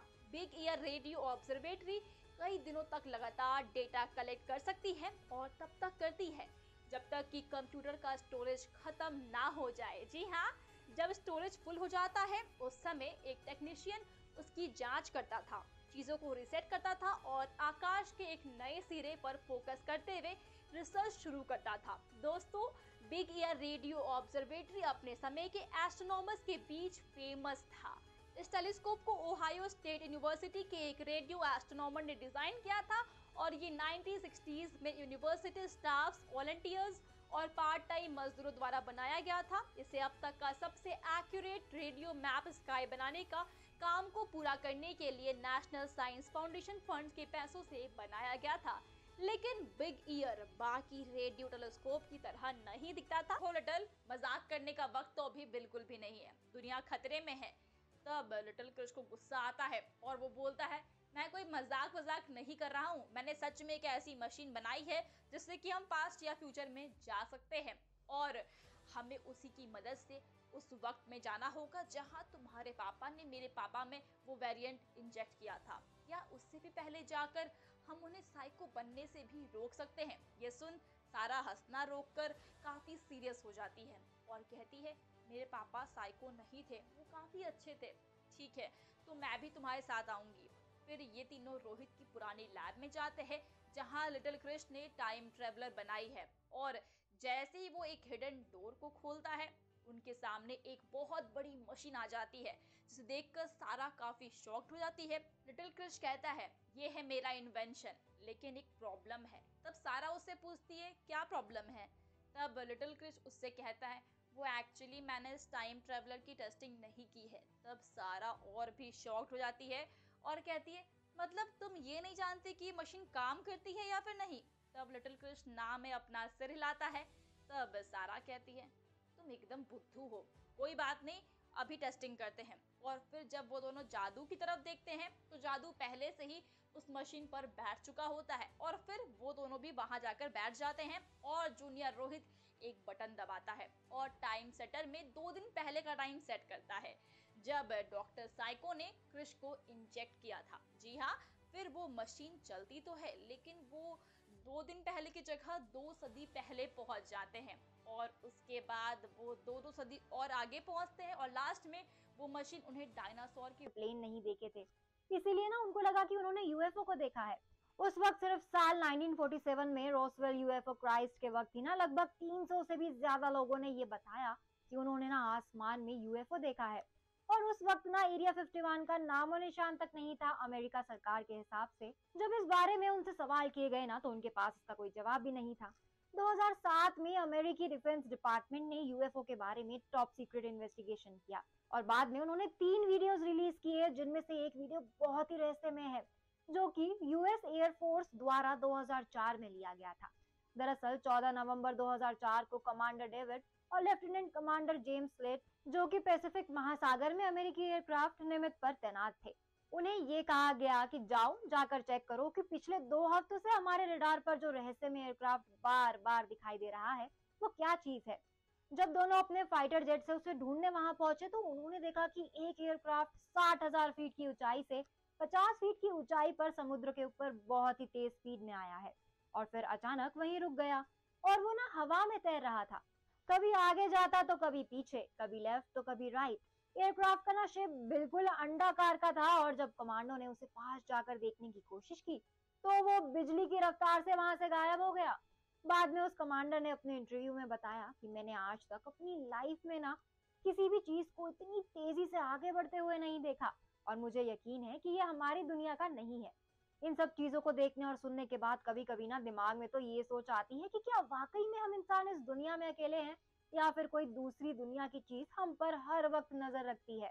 और इन्हीं सब बातों को सुनने के बाद ना लोगों को एरिया 51 में एलियंस के होने का यकीन और भी बढ़ जाता है।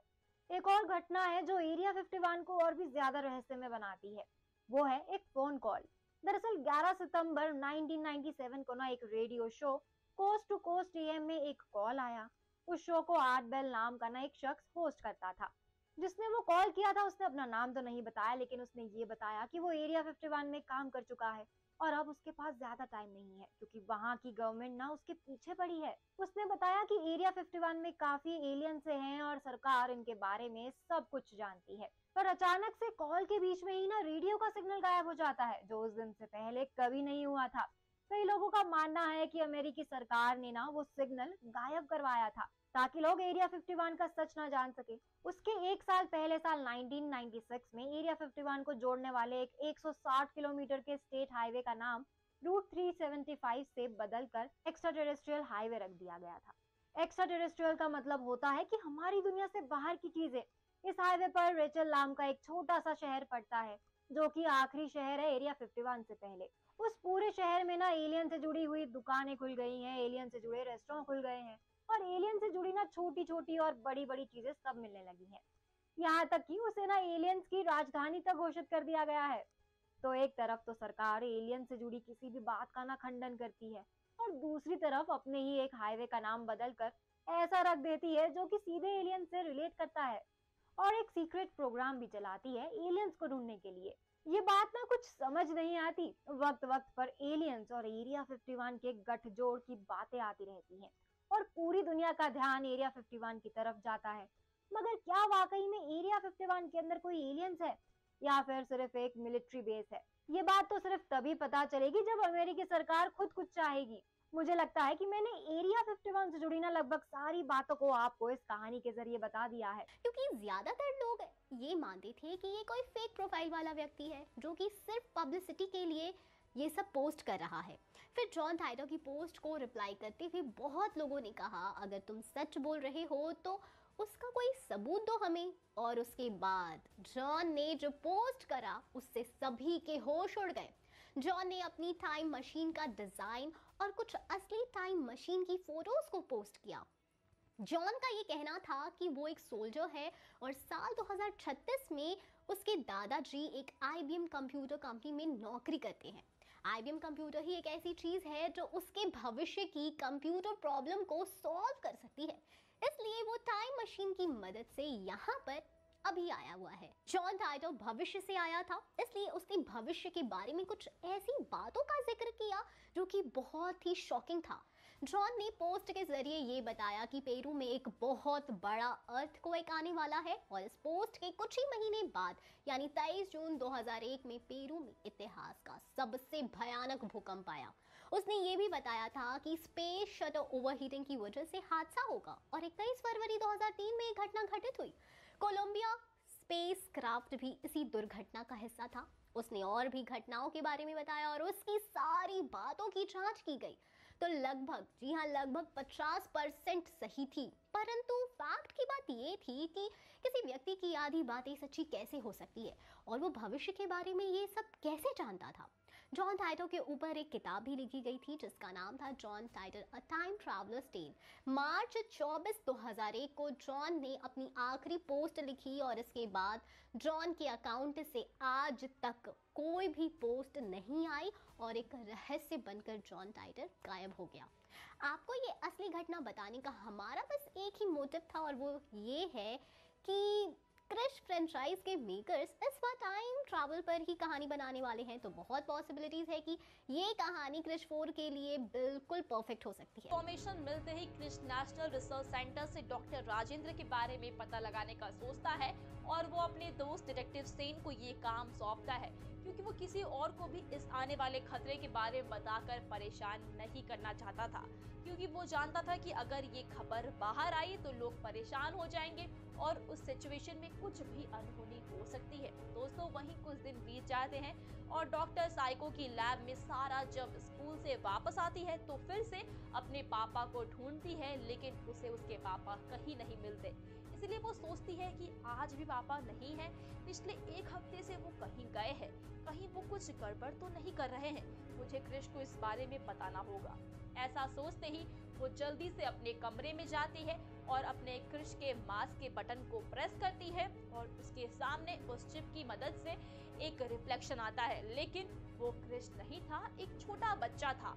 देखकर सारा बोलती है, अरे ये क्रिश मेरे जितना छोटा बच्चा कैसे बन गया? ये सुन वो छोटा बच्चा बोलता है, मैं क्रिश नहीं हूँ और हाँ मैं छोटा बच्चा भी नहीं हूँ। ये सुन सारा हंसती है और बोलती है मेरे जितनी हाइट और बोल रहा है कि बच्चा नहीं हूँ। ये सुन वो बच्चा गुस्सा में आ जाता है और फोन कट कर देता है। तो कौन था वो बच्चा और क्या करेगा डॉक्टर साइको मानवरों के साथ, ये जानने के लिए बने रहिए हमारे साथ। अपनी माँ को गले लगाते हुए कहता है, मैं आपको छोड़कर कभी भी नहीं जाऊंगा। और फिर वो तीनों ही सो जाते हैं। इस बात को 6 महीने बीत जाते हैं और जूनियर रोहित को लैब में जाने से ही रोक लिया जाता है। इसीलिए वो घर पर ही स्माइली के साथ खेल रहा था और आज वो अपने माँ और पा के साथ आर्केड जाने वाला था। तीनों ही जल्दी आर्केड पहुंच जाते हैं और वहां अपना हैप्पी फैमिली टाइम स्पेंड करते हैं। जूनियर भी बाहर आकर काफी खुश लग रहा था और आसपास सभी लोग भी अपनी अपनी फैमिली के साथ काफी खुश थे, लेकिन उन्हें नहीं पता था कि उनकी खुशी बहुत जल्दी गम में बदलने वाली है। और अचानक से एक बहुत बड़ा धमाका सुनाई देता है, जिसे सुनकर सभी लोग अपनी जगह पर रुक जाते हैं और फिर जोर जोर से हवाएं चलने लगती है और अंधेरा सा छा जाता है और लगातार धमाके होते हैं। धरती भी कांपती है और ये भयानक नजारा देख सभी डरे हुए हैं।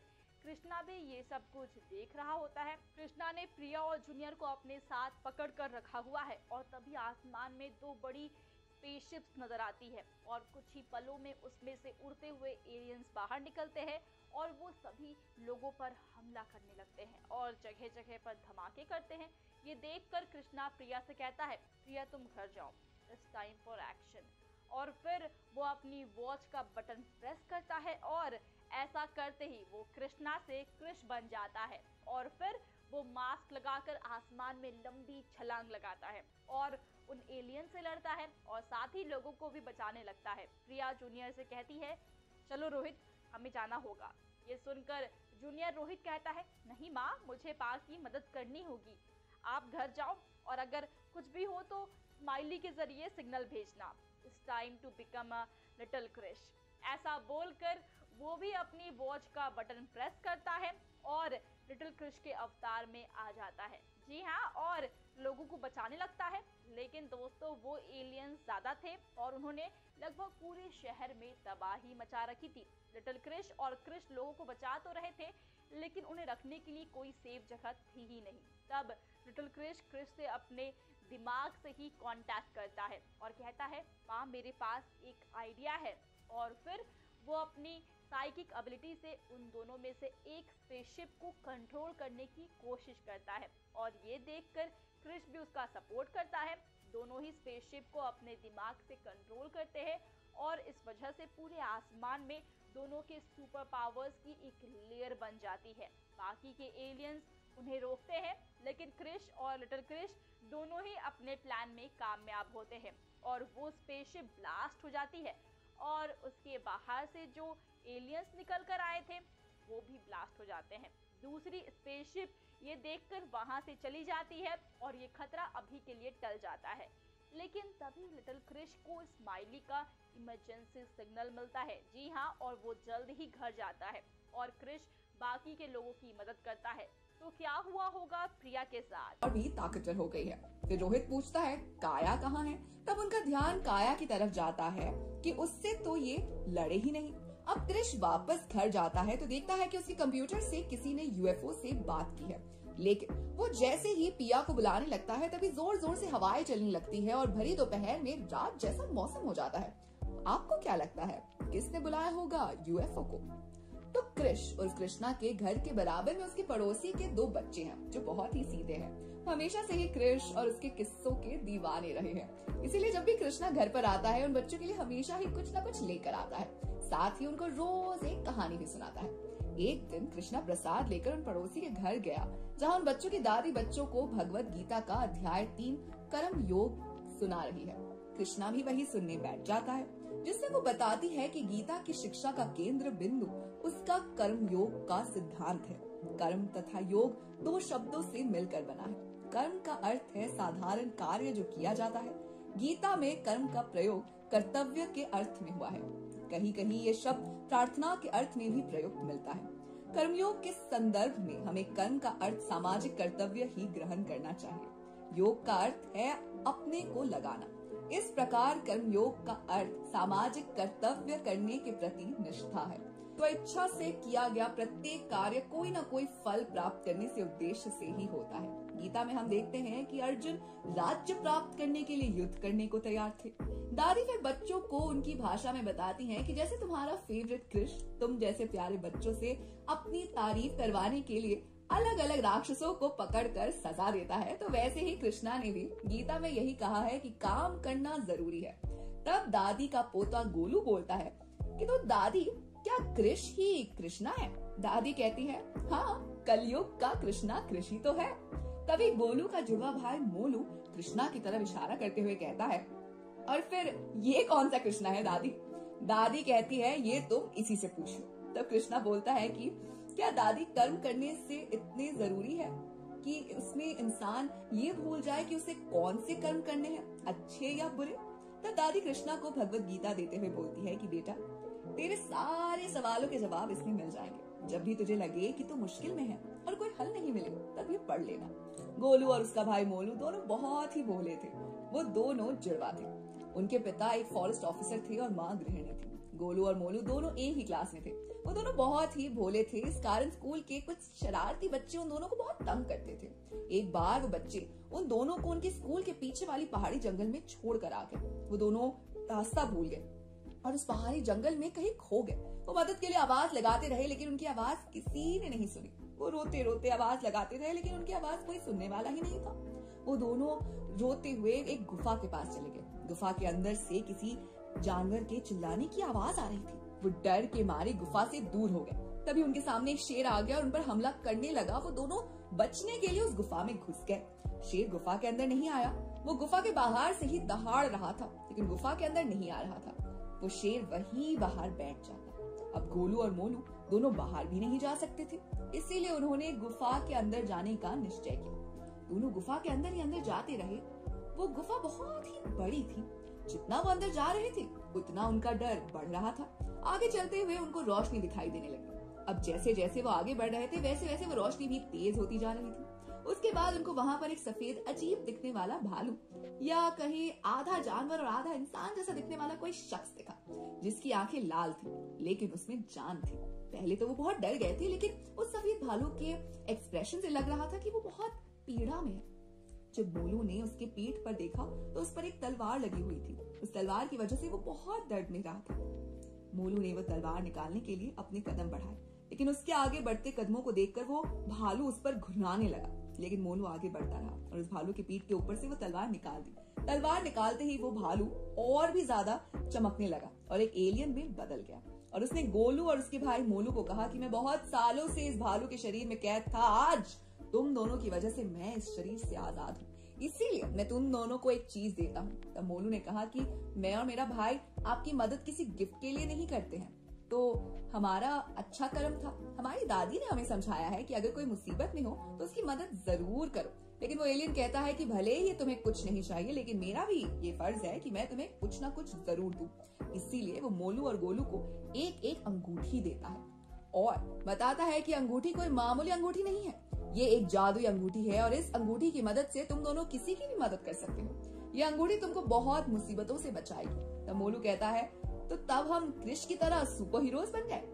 तब एलियन कृष का नाम सुनकर चौंक जाता है और बोलता है, ये कृष कौन है? तब गोलू मोलू को बोलने से रोक देता है और दोनों वहां से चले जाते हैं।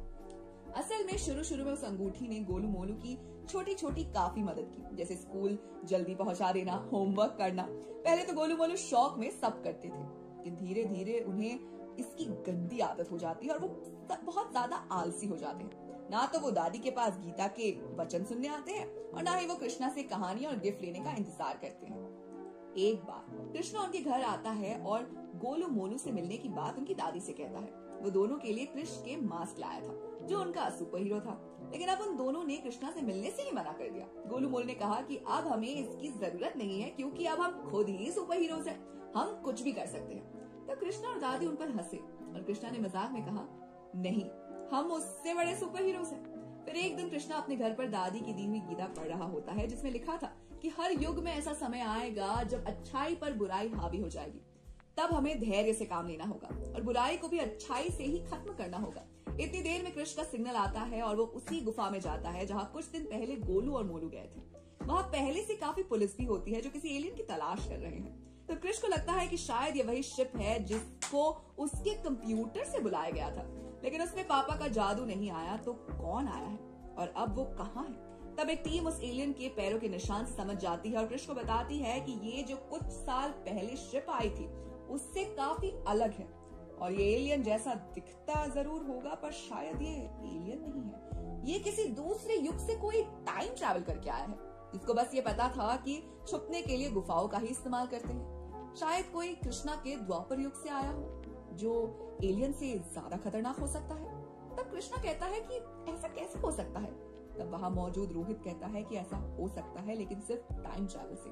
टाइम ट्रैवल से हम किसी भी युग में जाकर वहां की व्यवस्था और नियमों को देख सकते हैं। तब कृष्ण कहता है कि तो क्या मैं कृष्णा के युग में जा सकता हूँ। रोहित कहता है तुम जा तो सकते हो, लेकिन फिलहाल तुम्हें यहाँ ही कृष्णा बनना होगा, और इसमें तुम्हारी मदद सिर्फ एक ही असीम शक्ति कर सकती है, और वो है भगवत गीता। तो आपको क्या लगता है, कौन आया होगा कृष्णा के युग में, या कृष्ण 4 माइथोलॉजी पर बेस्ड होने जा रही है? आपको ये कॉन्सेप्ट? लेकिन मेरी पूरी टीम इस काम पर लगी हुई है।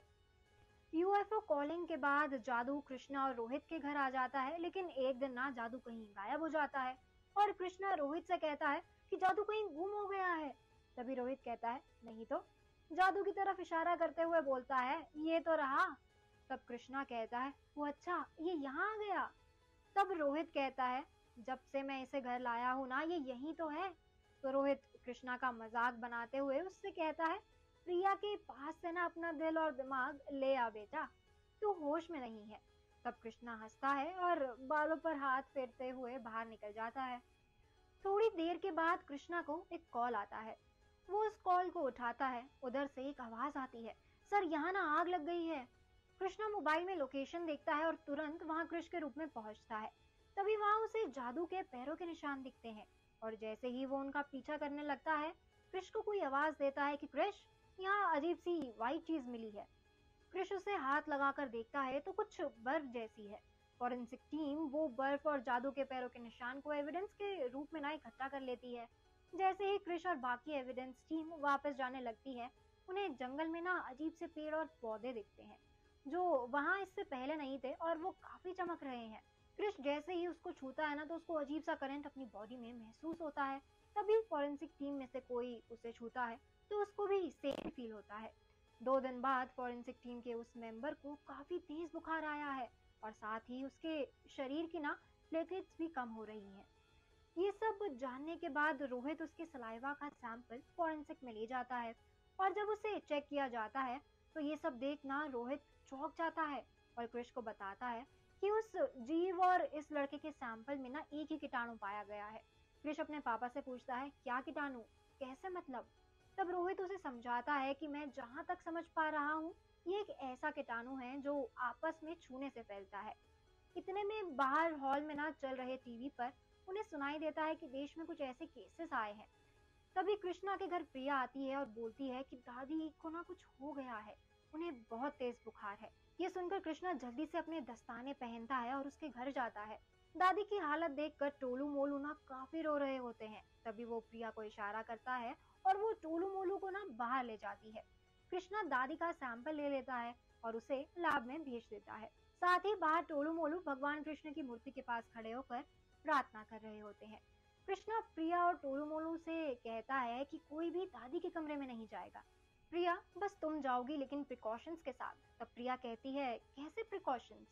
तब कृष्णा कहता है डिटॉल से हाथ धोने हैं, उबला हुआ पानी पीना है, सब्जियां और फ्रूट्स खाने हैं, और जब भी दादी के कमरे में जाओगी अच्छे से हाथ साफ करने हैं।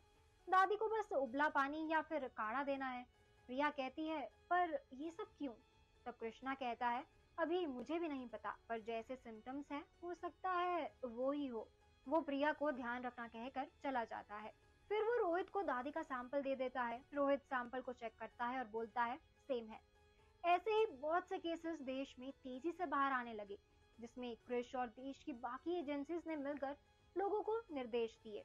कृष की पॉपुलैरिटी को देखते हुए बच्चों और बड़ों को कृष के जैसे मास्क को बांटा गया। देखते ही देखते टोलू मोलू की दादी ठीक भी हो गई, लेकिन वायरस ना ठीक नहीं हुआ।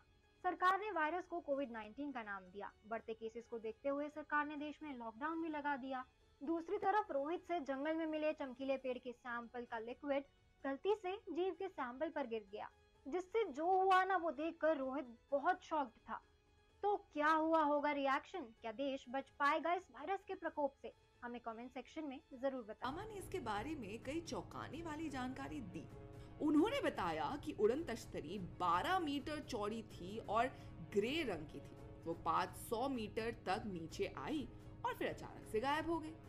अगर आम आदमी इस बात का दावा करे कि उसने यूएफओ देखा है तो शायद लोग ना विश्वास करें, लेकिन गिद्ध जैसी नजर रखने वाले भारतीय सुरक्षा बलों के जवान जब ये दावा करे तो उसे खारिज तो नहीं किया जा सकता। अगस्त 2013 में बॉर्डर पेट्रोलिंग फोर्स ने दावा किया था कि उन्होंने 100 से ज्यादा यूएफओ को लद्दाख के लगनखेर इलाके में जाते हुए देखा था।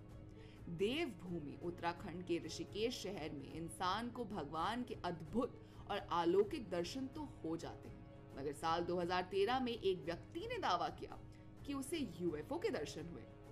शख्स ने कहा कि तूफान के बीच उसे सिलेंडर के आकार की कोई चीज उड़ती हुई नजर आई थी।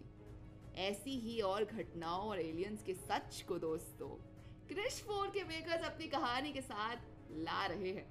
साथ ही कुछ समय में राकेश रोशन फिल्म की कास्टिंग को लेकर कई नई लड़कियों से मिले हैं। वह किसी फ्रेश चेहरे के साथ एक पुराने चेहरे को फिल्म में लेना चाहते हैं। फिल्म में नए चेहरे को लाने का सबसे बड़ा मकसद है फिल्म में एक नयापन लाना। नए चेहरे के हाव भाव कोई नहीं जानता, इससे जाहिर है मूवी और उस इंसान दोनों को ही खास ही फायदा होगा। लड़का बीमार पड़ने लगा और बहुत बीमार पड़कर उसकी मौत हो गई, मगर लड़की ने यहाँ के हालातों से, वातावरण से समझौता कर लिया और कुछ सालों बाद उसके शरीर का रंग धीरे धीरे सामान्य होने लगा और वो स्वस्थ युवती बन गई और उसने अंग्रेजी भी सीख ली। उसके बाद उसके पास के ही शहर में लेवेनम के एक आदमी से उसने शादी कर ली, मगर कुछ सालों बाद वो विधवा हो गई। जब उसे यहाँ के भाषा का ज्ञान हुआ तब उसने अपनी पूरी की पूरी गाथा यानी कहानी सुनाई, जो बहुत ही शॉकिंग थी। उसने बताया कि ये दोनों भाई बहन सेंट मार्टिन जगह से आए हैं, जहाँ पर उनके जैसे ही हरी त्वचा वाले लोग रहते हैं और वहाँ पर पृथ्वी जितनी रोशनी बिल्कुल नहीं है, क्योंकि वहाँ सूरज जैसा कुछ है ही नहीं, इसलिए वहाँ पर बहुत कम रोशनी आती है। जब उससे पूछा गया कि तुम दोनों यहाँ पर कैसे आए, तब उस लड़की ने बताया कि एक दिन दोनों भाई बहन भेड़ चढ़ाते हुए गुफा के द्वार पर पहुंचे। तब उन्हें अत्यंत सुरीली घंटियों की आवाज सुनाई दी। तब वो गुफा के अंदर गए। कुछ समय बाद उन्हें वापस जाने का मन किया। तब वो वापस जाने के लिए गुफा के द्वार को खोजने लगे। जब वो बाहर आए तो वो दोनों एक अलग ही दुनिया में थे और इस नई दुनिया को देखकर वो घबरा गए और काफी ज्यादा शॉक्ड भी हो गए। तब लड़की की बातें किसी को समझ में नहीं आई, क्योंकि वुलपिट में किसी भी प्रकार की गुफा थी ही नहीं।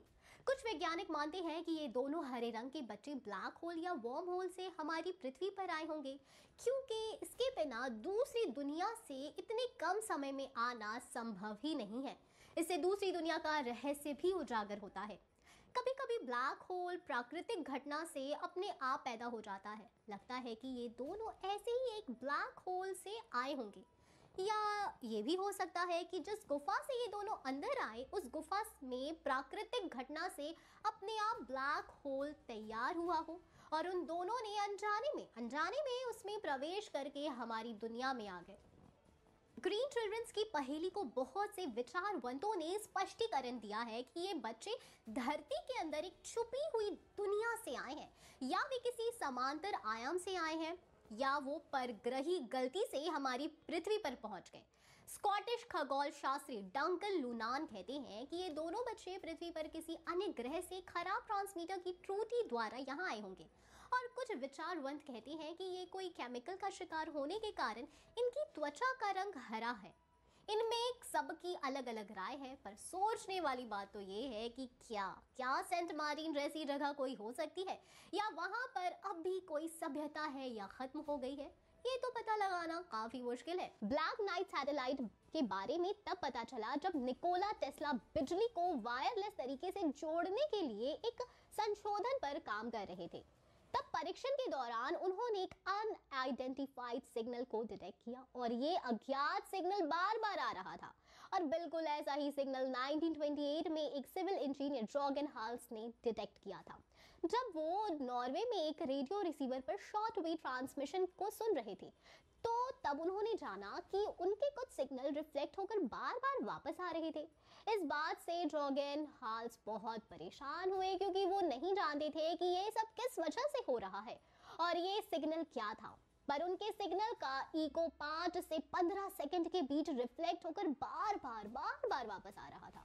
और कुछ ऐसा ही 1930 में कुछ प्रयोग के दौरान सिग्नल के रिफ्लेक्शन को डिटेक्ट किया गया। इन सभी घटनाओं से सभी वैज्ञानिक दहशत में आ गए थे। ब्लैक नाइट सैटेलाइट एक बार फिर सुर्खियों में आया और ये तब का हॉट टॉपिक रहा जब 1954 में यूएफओ शोधकर्ता डोनाल्ड कीहो ने बताया कि यूएस एयरफोर्स के एक टीम के रेडियो सिग्नल में 2 सैटेलाइट को डिटेक्ट करने का दावा किया और ये दोनों सैटेलाइट पृथ्वी के ऑर्बिट में चक्कर लगा रहे हैं। जबकि आश्चर्य की बात ये थी कि 1954 में किसी भी देश के पास सैटेलाइट लॉन्च करने की टेक्नोलॉजी ही नहीं थी कि जिसकी मदद से वो कोई सैटेलाइट लॉन्च कर सके। इसका रहस्य सुलझ ही नहीं रहा था कि फिर से इस ब्लैक नाइट सैटेलाइट को 1960, 1963 और 1973 में डिटेक्ट किया गया। ब्लैक नाइट सैटेलाइट का पक्का सबूत तब सामने आया जब नासा में इसका पहला सबूत मिला। इस सैटेलाइट का परीक्षण करके दुनिया भर के यूएफओ को मानने वाले और उसके बारे में खोज करने वाले इन सभी का मानना है कि ये एक एलियन सैटेलाइट है जो हमारे पृथ्वी पर नजर रख रहा है। कुछ हजारों सालों से पृथ्वी की परिक्रमा कर रहा है जिसे परग्रही उच्च सभ्यताओं ने हमारी धरती के ऑर्बिट में स्थापित किया है। और कुछ थिंकर्स कहते हैं कि हमसे भी पहले हमारी धरती पर उच्च और बहुत ही एडवांस टेक्नोलॉजी वाली सभ्यता रही होंगी और उन्होंने ही इस सैटेलाइट को हजारों सालों पहले लॉन्च किया होगा। ऐसी एक कहानी क्रिश के मेकर्स अपनी मूवी क्रिश 4 में दिखा सकते हैं। तो कभी मेंढकों के शोर की आवाज आ रही थी, लेकिन तभी अचानक सब कुछ जो था वो शांत हो गया। ये सुनने में एक तरह की किसी फिल्म का घिसा पिटा सीन लगता है, लेकिन लवलेस का कहना है कि बिल्कुल ऐसा ही उनके साथ हुआ था। ऊपर आसमान से 3 चमकती हुई लाइट्स दिखाई दी। जब रोशनी ऊपर की ओर थी तब वो देख रहे थे कि वो लाइट्स ना एक काले ट्रायंगुलर प्रिज्म से निकल रही है जो 2 सिटी ब्लॉक्स के जितना चौड़ा था।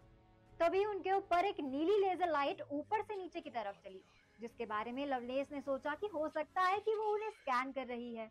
जब ब्लू लेजर लाइट बंद हो गई ना, तभी उन्हें नींद आने लगी और ना जाने कब उनकी आंखें बंद हो गई। इसके बाद जब लवलेस उठा तो उसने ये देखा कि टॉबी ना उनके टेंट से बाहर झांक कर देख रहा है। एक ट्रायंगल शेप की कोई चीज ना ऊपर मंडरा रही है और उनके नीचे ना एक घास के मैदान में खड़े 1 दर्जन बच्चे दिख रहे थे। उन्हें देखकर लवलेस ने कहा कि ये बच्चे आधी रात को यहाँ क्या कर रहे हैं? तो टॉबी ने जवाब दिया, वो छोटे बच्चे नहीं है, क्या तुम्हें याद नहीं है कि वो हमें ले गए थे और उन्होंने हमें चोट पहुंचाई थी। जैसे ही टॉबी की कही बात लवलेस को समझ आई तो उसे यूएफओ के अंदर होने वाली टूटी फूटी यादें उसके दिमाग में वापस आने लगी। सालों बाद सम्मोहन यानी हिप्नोसिस ने उनकी यादों के ब्लैंक्स को भरने में मदद की और उन्होंने यूएफओ के अंदर रियलिटी में कुछ क्रिएचर्स का सामना करते हुए याद किया। डेविल्स डेन में लवलेस की उस रात ने उसके और उसके दोस्त टॉबी के जीवन को ना एकदम बदल कर रख दिया था। अमेरिकी एयरफोर्स को उनके इस इंसिडेंट के बारे में जब पता लगा तो मिलिट्री प्रोटोकॉल्स के अनुसार उन्हें अलग अलग कर दिया गया और उन्हें रीअसाइन किया गया। लवलेस ने उनके ऑर्डर्स को ना इग्नोर किया और वो गुड बाय कहने के लिए टॉबी से मिलने गया। टॉबी की हालत इंसिडेंट और मिलिट्री के डिसीजन सुनकर ना खराब हो रही थी। लवलेस ने उसे गले लगाया तो टॉबी ने कहा, ये सब कुछ सच में हुआ था, है ना? तो लवलेस ने कहा, हाँ मेरे भाई, ये सब वास्तव में हुआ था, हम लोग पागल नहीं हो रहे हैं। लेकिन उस रात के बाद से लवलेस को भी ना काफी नुकसान हुआ था। लवलेस ने बताया कि उसके 40 साल लगातार बुरे सपनों से भरे हुए हैं। उसे अभी भी खुले मैदान को पार करने से डर लगता है और वो अभी भी रात को ना लाइट्स ऑन करके रखता है, साथ ही बगल में एक बंदूक के साथ सोता है। लेकिन वो यूएस गवर्नमेंट, मिलिट्री और ओबामा से मिली एक्नॉलेजमेंट से ना सही महसूस करते हैं। हालांकि लवलेस का ये कहना है कि उनके पास ना अभी भी ऐसे लोगों की बहुत लंबी लिस्ट है जिन्हें वो ईमेल कर बताएंगे कि वो झूठ नहीं बोल रहा था। कुछ लोगों के लिए फैक्ट ये है कि पेंटागन, जो कि यूएस डिपार्टमेंट ऑफ डिफेंस का हेडक्वार्टर है, उन्होंने फाइनली ये एडमिट किया है कि वो ऑब्जेक्ट्स के बिहेवियर का क्लियर एक्सप्लेनेशन नहीं दे सकते हैं। लेकिन 73 इयर्स के पीसी एलन गॉडफ्रे के साथ जो हुआ ना, उससे उनका विश्वास यूएफओ पर पक्का हो गया। नवंबर 1980 में वेस्ट यॉर्कशायर की एक शाम में गॉडफ्रे टॉडमॉर्टन हाउसिंग एस्टेट में भागी हुई गायों के झुंड का पीछा कर रहे थे।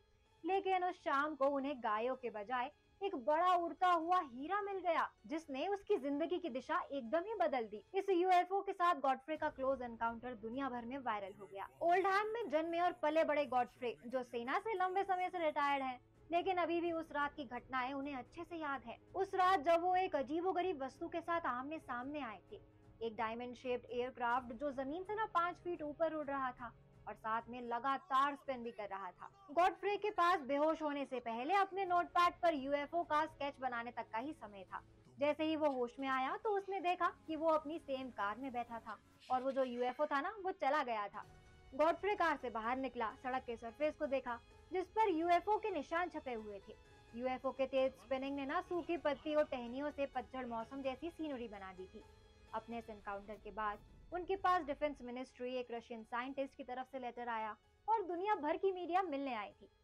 उन्होंने इस एनकाउंटर की यादों को उजागर करने के लिए हिप्नोसिस का भी इस्तेमाल किया। गॉडफ्रे का सालों से मजाक बनाया गया था और जिन लोगों का यूएफओ के साथ कभी एनकाउंटर हुआ होता है ना, वो भी अपना मजाक बनने से बचने के लिए उन बातों को बाहर नहीं लाते हैं। लेकिन अब चीजें बदल रही हैं। डिफेंस इंटेलिजेंस के former US secretary Christopher Mellon जैसे हाई रैंकिंग ऑफिसर ने जोर देकर कहा कि हमारे आसमान में एयरक्राफ्ट्स हैं जो लॉज ऑफ फिजिक्स का पालन नहीं करते हैं। यहाँ तक कि बराक ओबामा ने सीबीएस से बात करते हुए ये कहा कि आसमान में ऑब्जेक्ट्स की फुटेज और रिकॉर्ड है और हम नहीं जानते कि वो असल में क्या है। हम समझ नहीं सकते हैं कि वो कैसे मूव करते हैं। उनका पैटर्न इजीली एक्सप्लेनेबल नहीं है। और जब अबडक्शन की इस तरह की कहानियों की बात आती है तो लोग कहेंगे कि ये एनकाउंटर या तो धोखाधड़ी है या कोई सपना या फिर मन का वहम है। क्रिस्टोफर फ्रेंच लंदन यूनिवर्सिटी में गोल्डस्मिथ्स में साइकोलॉजी के प्रोफेसर ने इस पर सालों से पढ़ाई और रिसर्च करते हुए बताया कि इन कहानियों में से कई का कारण स्लीप पैरालिसिस हो सकता है। प्रोफेसर्स एक्सप्लेन करते हुए कहते हैं कि कुछ मामलों में हमें सेम सिम्टम्स मिलते हैं, जैसे आसपास किसी की प्रेजेंस को फील करना। कई बार स्ट्रॉन्ग फीलिंग आती है कि आपके साथ कमरे में कुछ है।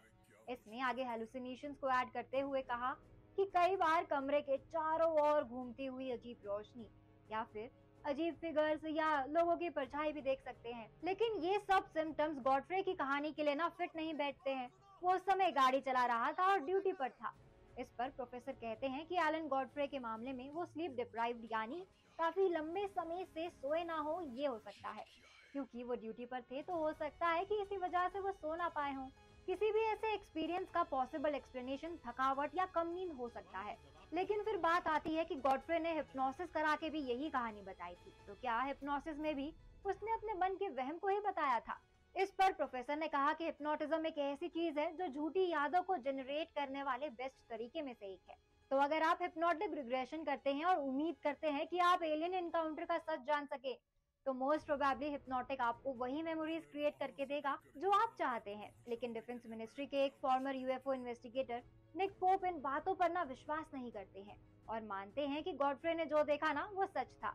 निक को लगता है कि लोग हेलुसिनेट करते हैं, लेकिन वो या तो मानसिक बीमारी की वजह से होते हैं और गॉडफ्रे उस वक्त ड्यूटी पर था, तो ऑब्वियसली मेंटली वो स्टेबल था और इसलिए वो सारे एक्सप्लेनेशन यहाँ लागू नहीं हो सकते हैं। और दुनिया में सब लोग काम करते हैं, थकते भी हैं, लेकिन कुछ ऐसे लोग हैं जो कहते हैं कि उन्होंने एलियंस, यूएफओ या स्पेसशिप्स को देखा है। दुनिया भर में ये कहा है कि उन्होंने एलियंस को देखा है, तो वहीं कई लोगों ने ये कहा है कि वो यूएफओ को कई बार देख चुके हैं। एक ब्रिटिश साइंटिस्ट ने एक बात साबित कर दी थी जिससे एलियंस का धरती में असली ठिकाना दुनिया भर के सामने आ गया था।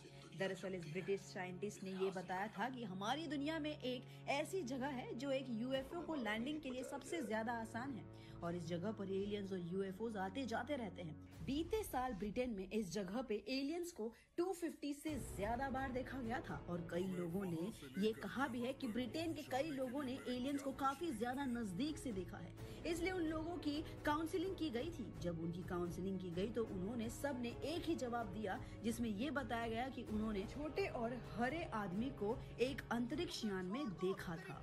ब्रिटिश यूएफओ रिसर्च एसोसिएशन का कहना है कि साल 2021 में इस जगह पे 259 बार एलियंस देखे गए हैं। उन्होंने ये भी कहा है कि जिन लोगों ने यूएफओ और एलियंस को देखा था वो दरअसल सब एक साथ सही जवाब दे रहे हैं। तो इसका ये मतलब है कि ये बात सच है, क्योंकि बहुत सारे लोग एक दूसरे को जानते भी नहीं। वहीं ये जगह दरअसल सेंट एल्बर्ट्स है। जी हाँ, सेंट एल्बर्ट्स जो कि हार्ट्स नाम की जगह के बहुत पास है।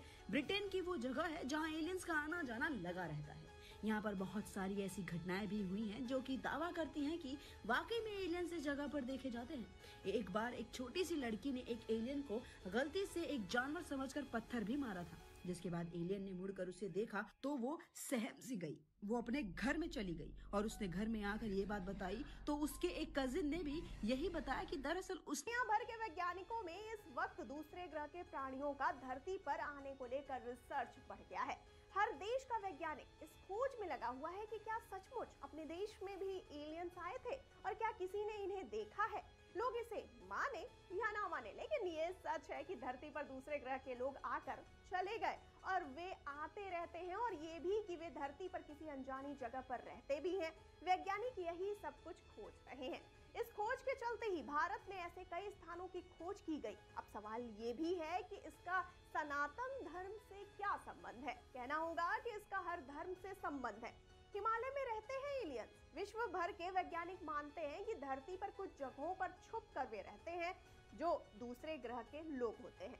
उन जगहों में से एक हिमालय भी है। भारतीय सेना और वैज्ञानिक इस बात को स्वीकार नहीं करते, लेकिन अस्वीकार भी नहीं करते।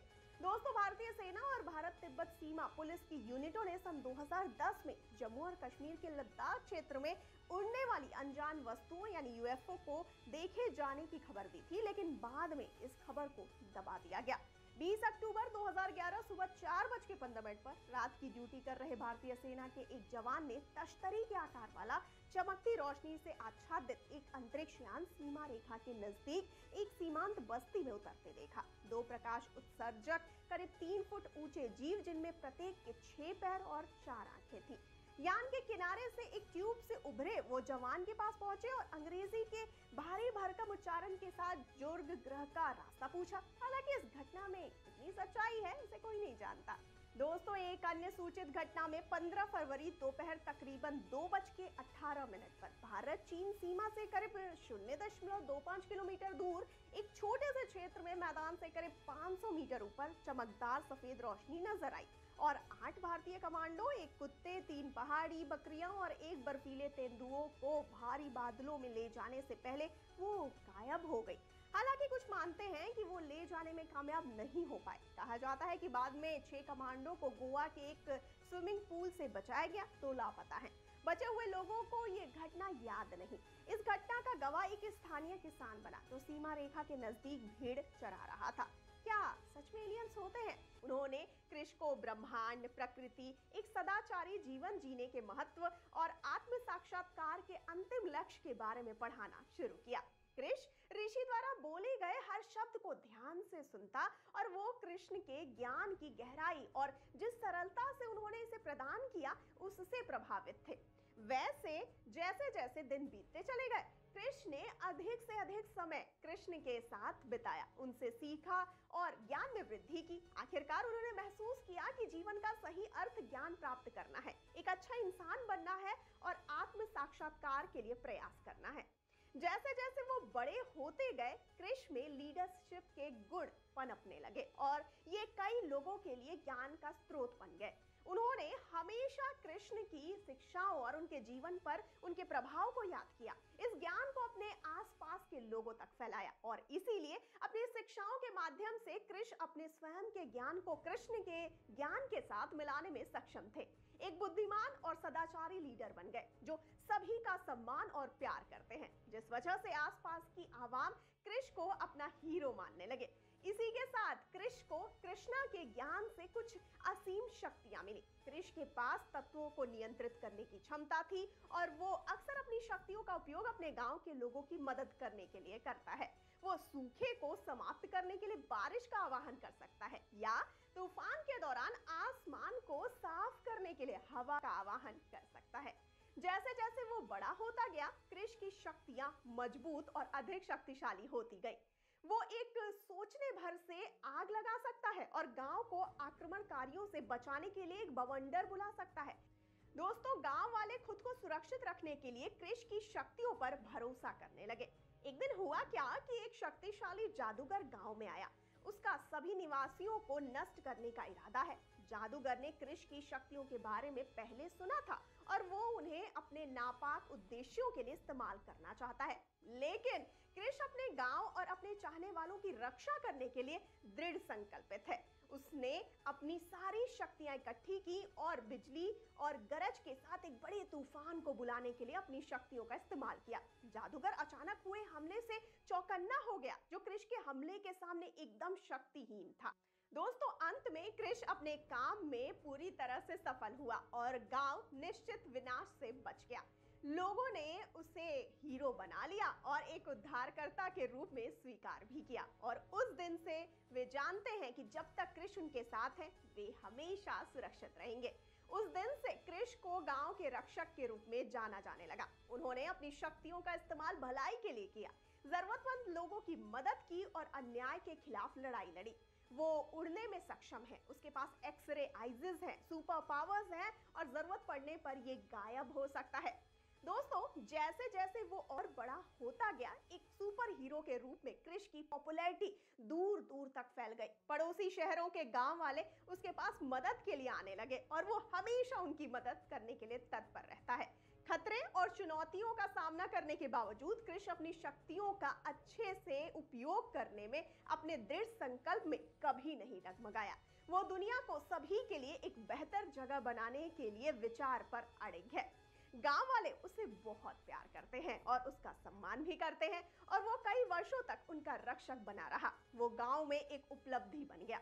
दोस्तों, क्रिश की कहानी ने कई युवाओं को अपनी क्षमताओं का उपयोग भलाई के लिए करने और हमेशा अन्याय के खिलाफ खड़े होने के लिए प्रेरित किया।